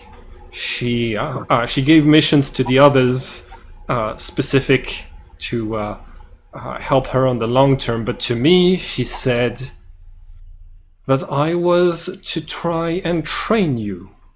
I was to make sure the glitches would be strong enough for the challenges ahead. And I was to throw my brothers at you into challenges that you would be able to beat, so that you would, so that my quadrilla brethren would be sacrificed like pawns in your training, and so that you would be prepared for the next steps in your adventure. That's what she wanted me to do.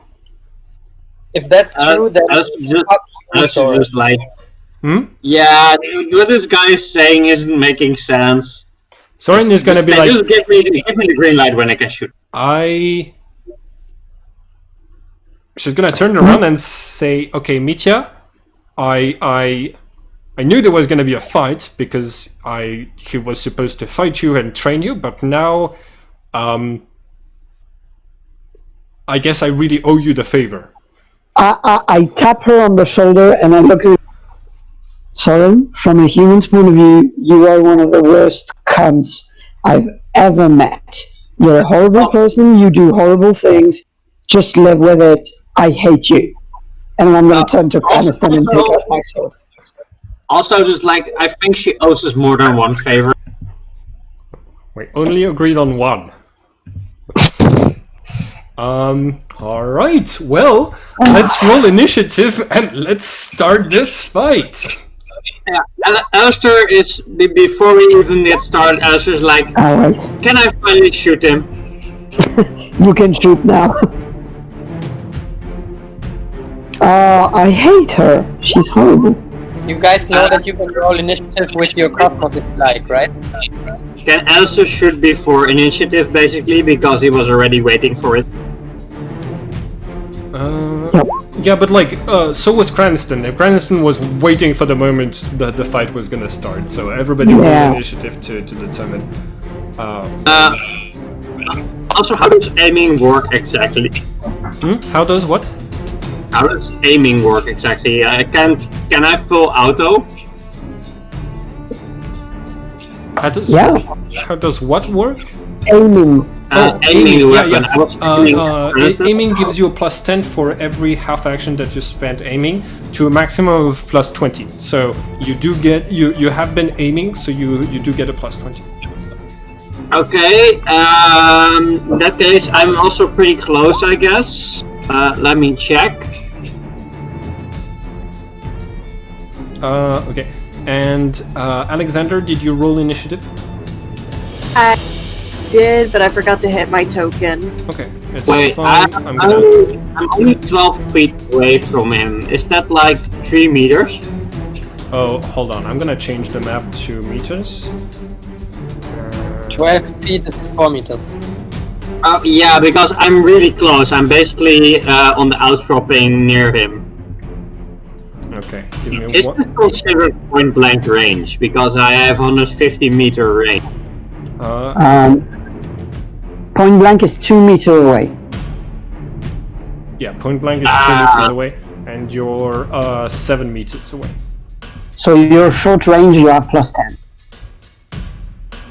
Alright. So that's plus 30 total. Yeah. And I rolled that to hit, right? Yeah. Yeah, but hold on. Okay, yes, Alistair, you are the first to act. Please make. Do you just go full auto and? Yeah, I'm aiming. I'm going for auto with witch bolt. Okay. That's gonna be. There's still plus 30. Ah. Plus 30. Yeah.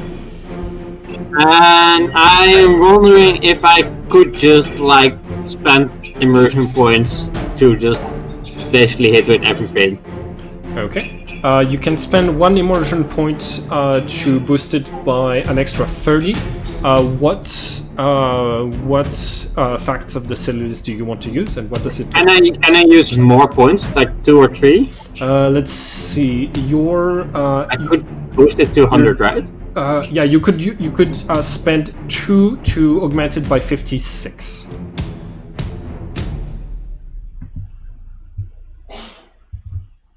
You could spend 2 points. 2 immersion points. Okay, so that's on plus 30, so that's 87. Okay. Alright. Checking my facts. Yep.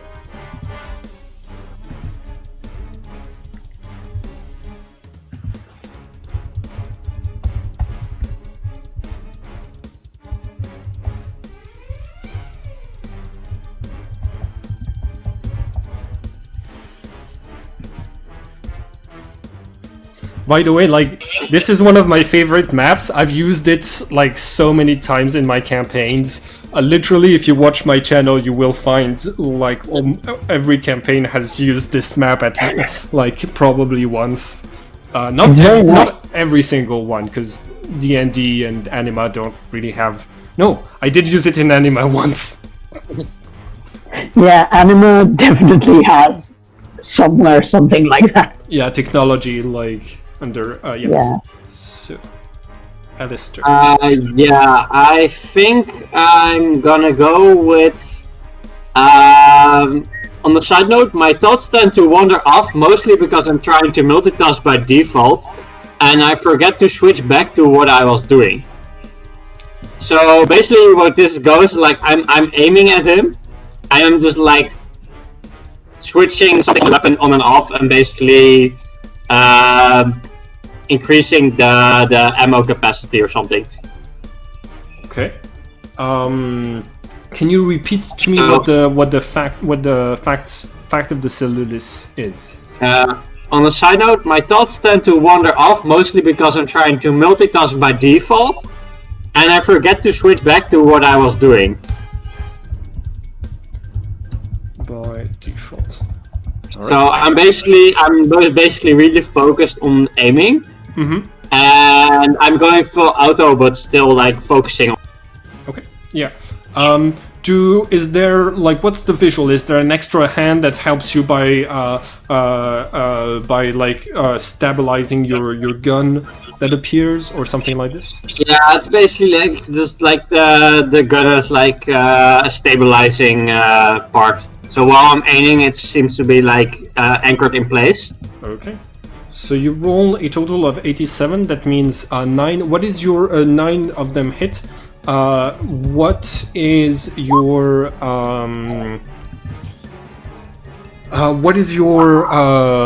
full auto value? What it says S/3/what on your gun. Where do I check this? It's in the it's in rate of fire. What does rate of fire say? I've added this manually, so that's a little bit complicated, but I think I have 10. If you're wondering, I'm supposed to shoot 10. Oh, so right, yeah. It's all, yeah. So 9 of them are going to hit, and okay. I'm using witch bolts as well, so yes. I am aware. All right, so give me 1 second. Life. No. Okay, so, this is fun. So you're gonna hit with all of them. Okay. Do I just start rolling 9 times? Yeah, you're gonna roll damage 9 times. And the fight is over. What is your penetration? Penetration is let me check for the witch bolt is. I can check for you if you want. Now this is with tearing, so I'm always removing 1 dice from whatever he's rolling in terms of damage. Mm-hmm. Boom, boom, boom. The witch bolts. I also rolled a crit. Alright. The witch bolts, blah blah blah. Any creature with the damage from witch bolt, so each time I hit it, basically, it's psi rating. It's psi rating by 1 for 1d10 rounds, and it cannot push for the same duration. Yeah. And if it has warp instability, it must check for disruption immunity. Yeah, yeah. I guess it's not warping. Okay. It does have psi rating, so. Alright, so give me 1 second. What is the penetration on normal rounds? Yeah, the witch bolts are the same as the normal rounds. Its penetration is 6. Okay, so it's going to be 4. So that's going to be, let's see, minus 6, 29. And the scary one. 25. Oh damn it, that's not good. I am going to wish that I had used all of the. I'm gonna wish that I had used all of the powers that I was going to use, but then I was like, no, this is gonna be too hard to hit. This is why I went closer. Minus 2 is 25, so plus 21. Do all 9 hit. Yes, all 9 hits. That is minus 9 on its psi 26. for 10 rounds. I think we have to roll for each hit though, but not sure. From a game design point of view, I haven't been that this system isn't fitted for encounters against one enemy. Yeah. Like it's basically it uses a lot of ammo. So it's meant like this like even an enemy that has very high armor and a lot of life points still gets shredded by this thing. Yeah. Okay. Well. This is why I have heavy filter. Craniston has his body pierced by numerous stalker rounds, and his body is going to shatter. Disappearing into nothingness. As usual, when a quadrilla dies, his voice is still going to echo for a few seconds before it fully disappears, and it is going to talk to Soren and say, "I did it. See how strong he was? I did a good job training them, didn't I?" And Soren is going to just stare in disbelief at how quickly the battle ended, and she's going to say, "Yes, yes." They're laughing maniacally, like, I still love my weapon. Like, I got this new ammo I picked up somewhere on the trash area around the base, and they seem to be. And you don't know if Craniston heard the answer, but Soren tried to reassure him that he had done a good job, and that that his bluff of pretending to not be under her influence was convincing. And I want to hang out with Wilfred again. I'm gonna put my sword in the ground, and I'm gonna turn to Soren, adjusting my. Okay, you're gonna have to convince me not to just attack you now. Do it fast. I was just still like, I sort of lost count. Was this my 4th quadrilla? I think I'm the only one that actually killed them. So. Yeah, pretty much. I legitimately thought he had broken free of my influence. And I don't care. This has changed nothing. You've asked him to do this and to sacrifice himself. Whether he did it of his own free will or on your orders, it's the same to me. Just fucking convince me, Soren. Quick. I don't think you can kill me. I don't care. I'm gonna try because I'm really angry. I understand. Go ahead. That's the worst answer you could have given. And it's just like, can wait. Are we doing an experiment where we try and kill an immortal? And I'm gonna pick up my sword and I'm gonna go to the generator and I'm gonna start stabbing in the metal, trying to open it up and take the quadrillas out. Yep. You are able to free all of the quadrillas from out of there as they exit one by one. First, they look as if they're about to start fighting, but then they see Craniston is nowhere in sight, and they see Soren, and one by one they're going to stop. One of them is going to say, "What's going to happen to all the animals now that Craniston isn't controlling them?" And you hear another one just saying, they're probably going to just be animals. And it's like you hear Alistair mumbling something about natural selection. Fuck you, Alistair. Alistair still is invisible, and he's like sort of upset that like he was expecting the gorilla to be like tough, and he's like sort of upset, but then also he sort of seems happy with this.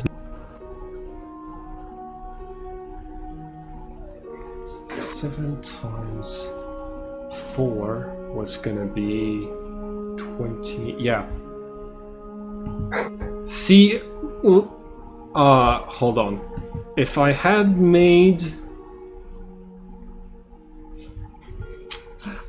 this game still has a balance problem. If I had made, if I had used the one power that I had found that was that was giving me a natural toughness times my psychic rating, none of the hits that would have hurt me. Yeah. So basically, it was either too easy or too hard. Yes. What a perfect crit, though, because he also had 2 crits, and if those hit, it would also drop his psi rating by 2. Yeah. But I think what I said, I think this game is better balanced by having a lot of enemies, because the one fight that made us struggle was a fight against one quite weak but numerous enemy, and I think the one boss trick is going to have a problem with balance. Yeah. Are you talking about About that, there's a legion of Imperial soldiers up above your heads at the moment. And I have a question, Simon. yes. Well, the thing is, though, there were no explosions, and I'm literally the only one who actually has a silencer. No. The bolter rounds are explosives, okay? They explode on contact. I have like a 15 meter range on my stomach. Oh, really?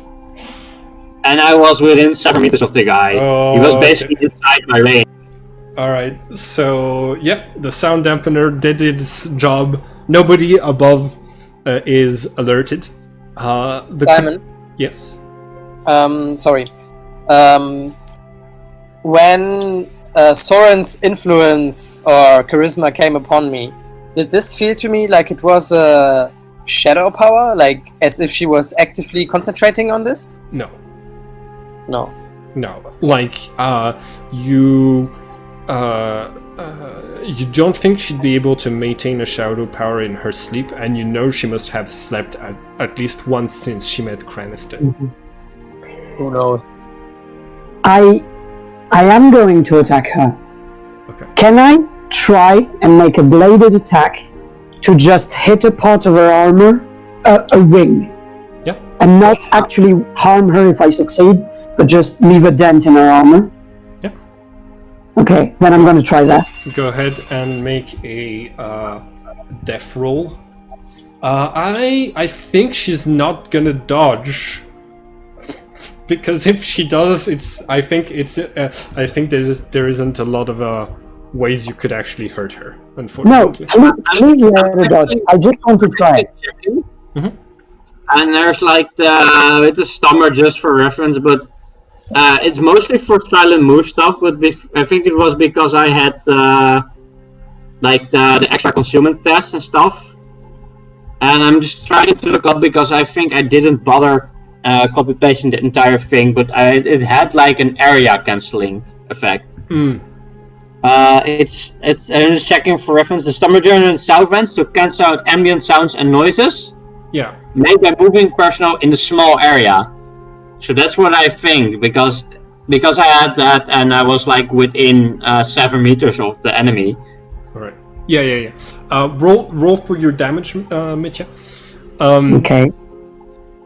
Twice. Can you do me 2 creation rolls? What? Can you give me 2 creation rolls? Sure. Thank you. What are those creation rolls for? Opposed creation rolls because I hit her with my full sword. For sword, yes. Soren. Okay. So, just so you know, her toughness is 200, so she soaks 20 points of damage with, and with her armor, it goes up to 34 points of damage that she soaks. Okay. Nice. So I don't. So do you hit past? With your penetration added, do you hit past 24? No. Okay. However, I do 1 damage on the second one. Nice. How much is your?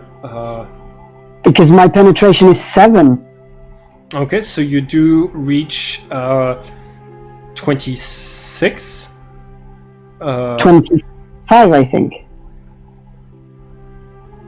Yes, 25. So you are going to do 1 point of damage to Soren, and Yep. and then the 2 creation tests.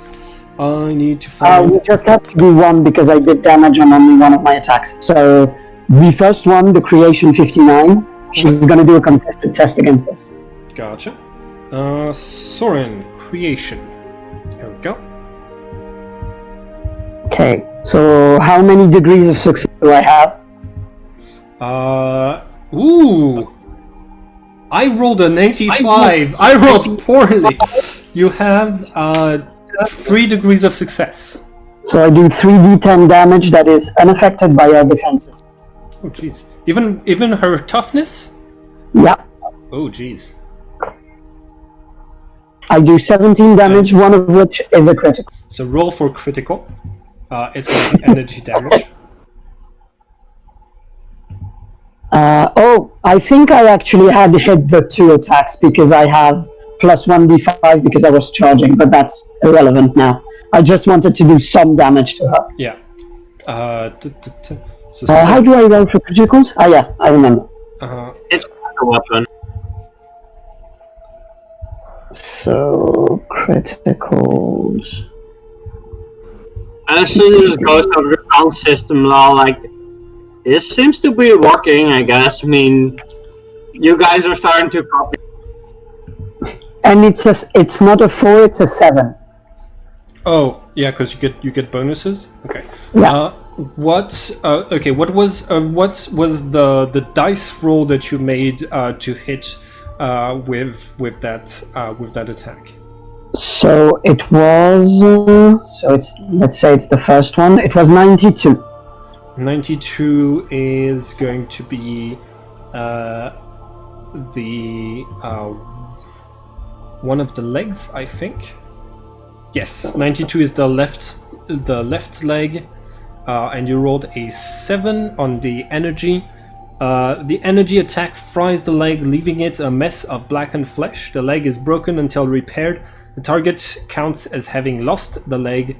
The target must take a challenging life test or become stunned for 1 round. She succeeds. In addition, the target suffers 1d5 levels of fatigue. And, oh geez, She's gonna need her Vesplioid to take over for being her leg. So I'm gonna slash through her leg, and then I'm just gonna drop the sword and say, "Now we're even. This wasn't your favor." That was And I leave. That was better than I expected. I follow. Like, just I don't say what you didn't let Alistair do it. And I look towards Meteor to gesture him to follow me. All right. The other Quadrillas are like talking amongst each other, and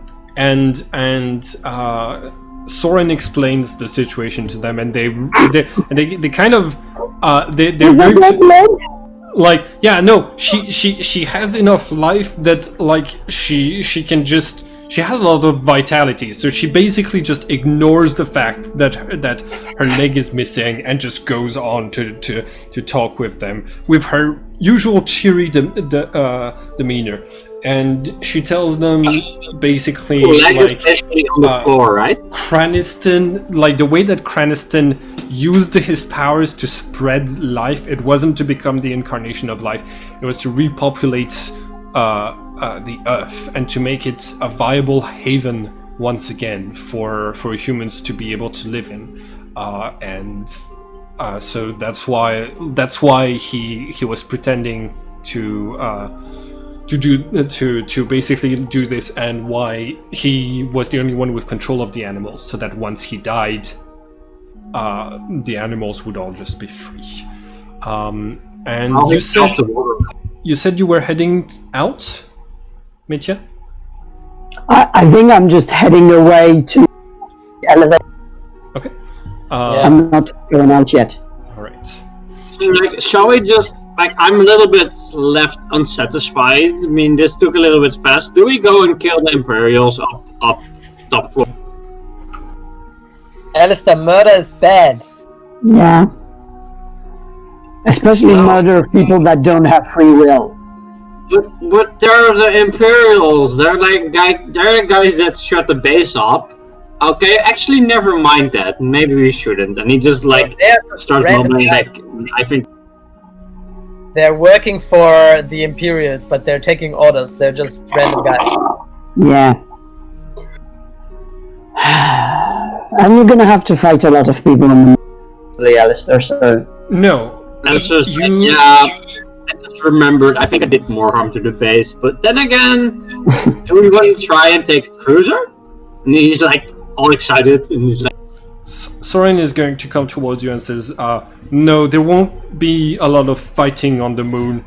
It's mostly going to be a political battle for the hearts and minds of the Selenites to be convinced to join the resistance. Yeah, there's never a fight when you say that is not going to be a fight. I think I've got that. I didn't say there would be none, but... so it's like, wait, actually, this was our base, the Imperials are using it, but we basically still have control over all the systems. Of the base, most of the base's systems were destroyed by the explosions you set off. Yeah, it's sort of like some kind of rudimentary thing they use for communication. That we could broadcast the message to the Imperials. They would have used their own communications. Yeah, but it's not like a speaker system or something in the base that we could use. Like, it blew up. You guys want to join the resistance? It blew up. You Guys, I think we should go. Yeah. Meteor, can you do the same fucking trick that Cody did and get us out? I'm gonna try. Nice. I'm just gonna go like over to say to Soren like, well, there's some Imperials up on the top floor, and I don't think they're on the same side. But you have your Quadrilla buddies now, so yes, I am going to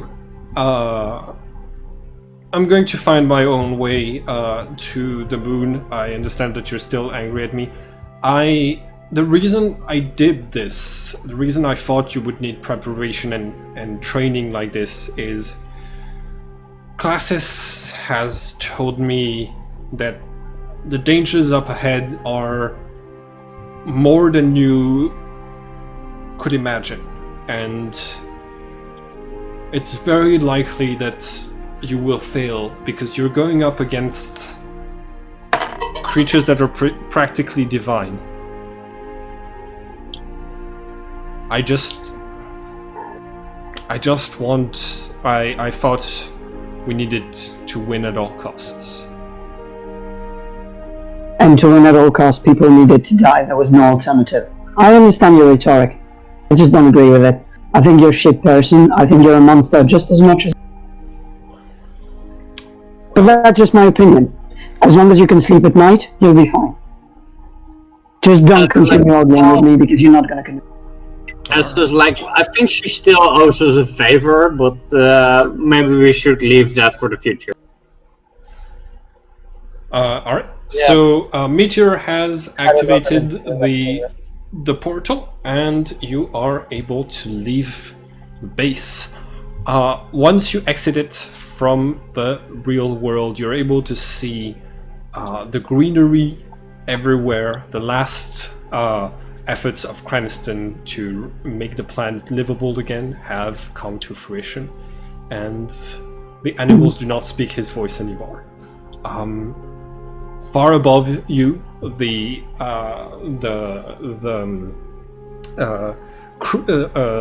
cruiser activates his teleporters, retrieves its soldiers, and is going to fly away. Oh. You have done it. We've finished book 1 of this game. Congratulations! You're going to level up one more time, and then we have two scenarios between book 1 and book 2 that I added. One of which is just going to be the ending of the Sydney scenario. And after that, we will start book 2. Congratulations, everyone! Nice. Bravo. Sorry. Super. Sorry. I've been up since ass early in the morning, and so I pretty much just stuck around in case a medic needed to be called, but other than that, I've been spaced the fuck out. Yeah, don't worry, it turns out that not a lot of concentration was needed for the final fight, because you avoided the horde combat that I had planned, and then you fought against... I just pulled another stunt again. Go Bard or go home is the usual quote. Alright. Oh man, the Immortals are so crazy, man. What the fuck? Yeah. But every time Alistair starts fighting a Cordilla, and it's so fun actually, because it's like I can sneak up and do this at point blank range. By the way, I redesigned the Immortals. I redesigned Soren because she's not supposed to be like this. In the sense that she's always cheerful, but cheerfulness is associated with the rune of life. So I basically made her be a bit more, forgetful of things and just goes with the flow and very. It would have been really amusing if she was actually just a downer. No, that's gonna be Finland Finger. I mean, also, right? Like with the Immortals completely losing track of what time means and what relationships mean, right? Also, that reminds me. Mitya basically cut off Sollipsis' leg, right? It's still on the floor. Yes. She's gonna take the leg. Okay, the Resploid armor the Resploid armor has detached from the leg and reattached to her, and is kind of starting to form a replacement leg. In fact, that's gonna be she also technically levels up from this, so that's gonna be her armor improvement. Is now she has bionic legs that run faster. Yeah, and Alistair's taking the real leg that Mitya cut off. Immortal's leg seems interesting to him. Okay. Yeah. You are Just now. see him, like shuffle around. I mean, his armor is pretty big, and he's just standing there. But you see the leg disappear, and it's like, how the fuck do I put this in my armor? Yo, bring it to Iceland and find somebody who helps you attach it. You know, like I'm trying to get extra limbs for my armor. You know. Wow. All right. So, all of you are going to teleport back to the ship graveyard, and this time the greenery is there for a good reason. And also, basically, Soren is going to advise you to basically steal a ship from Sydney, and she says she'll make her own way to Celine, and she's gonna basically like leave, and the quadrillas kind of all follow her.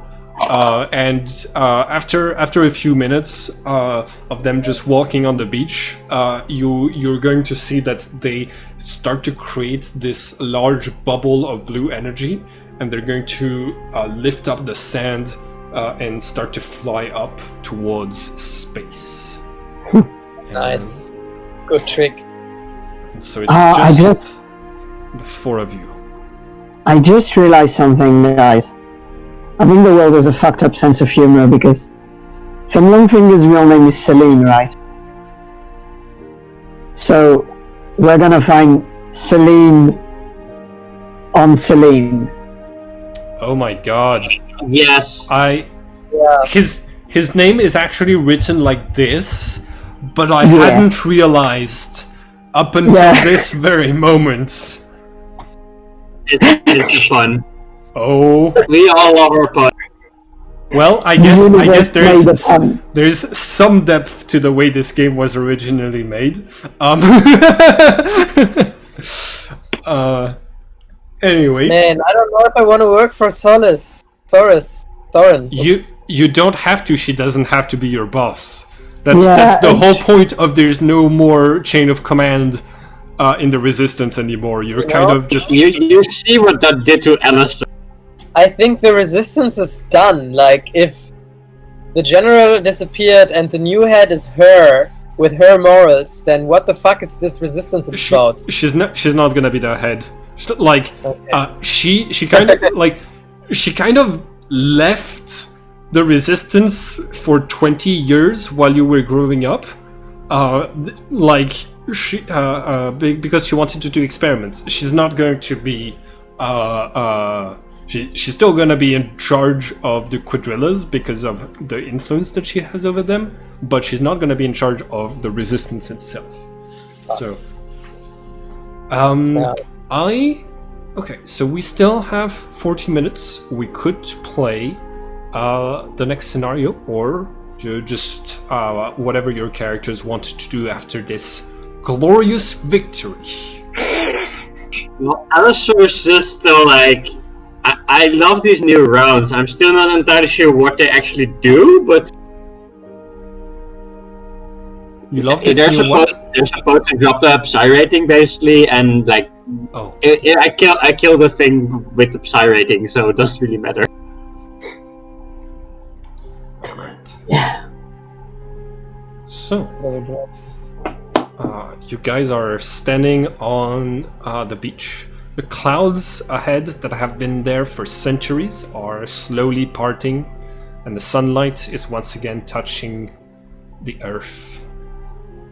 Like, do you like pina colada? If there isn't anything too desperate happening, would it be okay if I actually head off early so I could go take a nap? Yeah, for sure. I think we're gonna end it here for today. I've been like, hey, the Imperials left, the base is ours again. Are there still any interesting things around the base? Where's the bar? There's a lot of scrap metal that's burnt around the base. Let's find the place where the bar was and like have a drink in the ruins.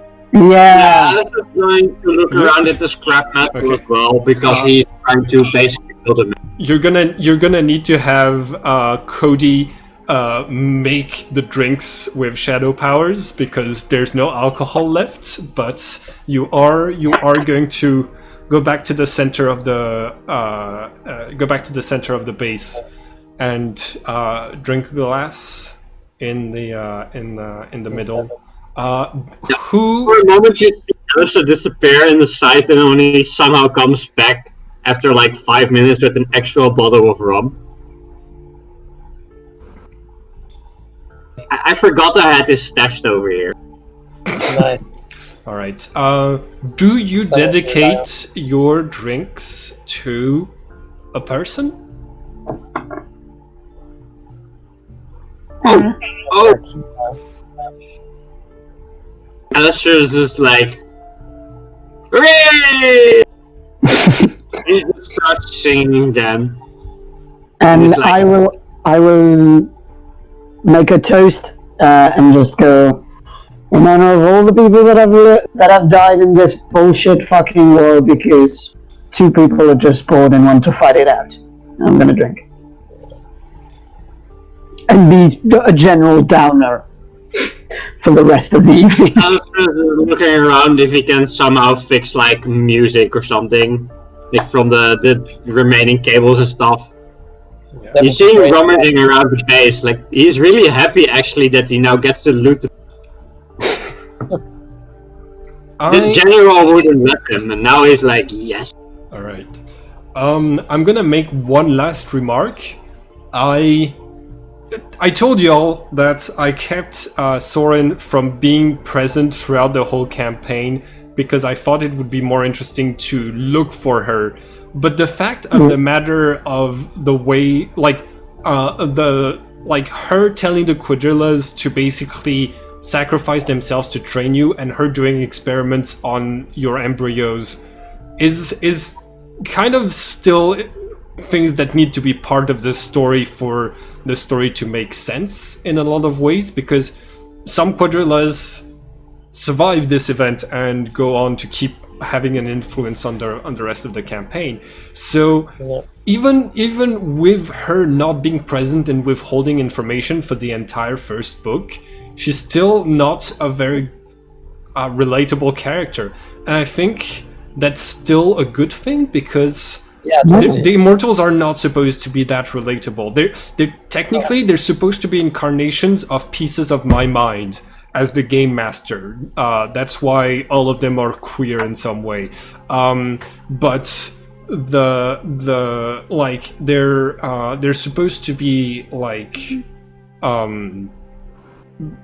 like caricatures of the runes themselves and of the personalities coming out of the runes. So it's kind of not their story, it's your story, you know? You're the better characters in this story.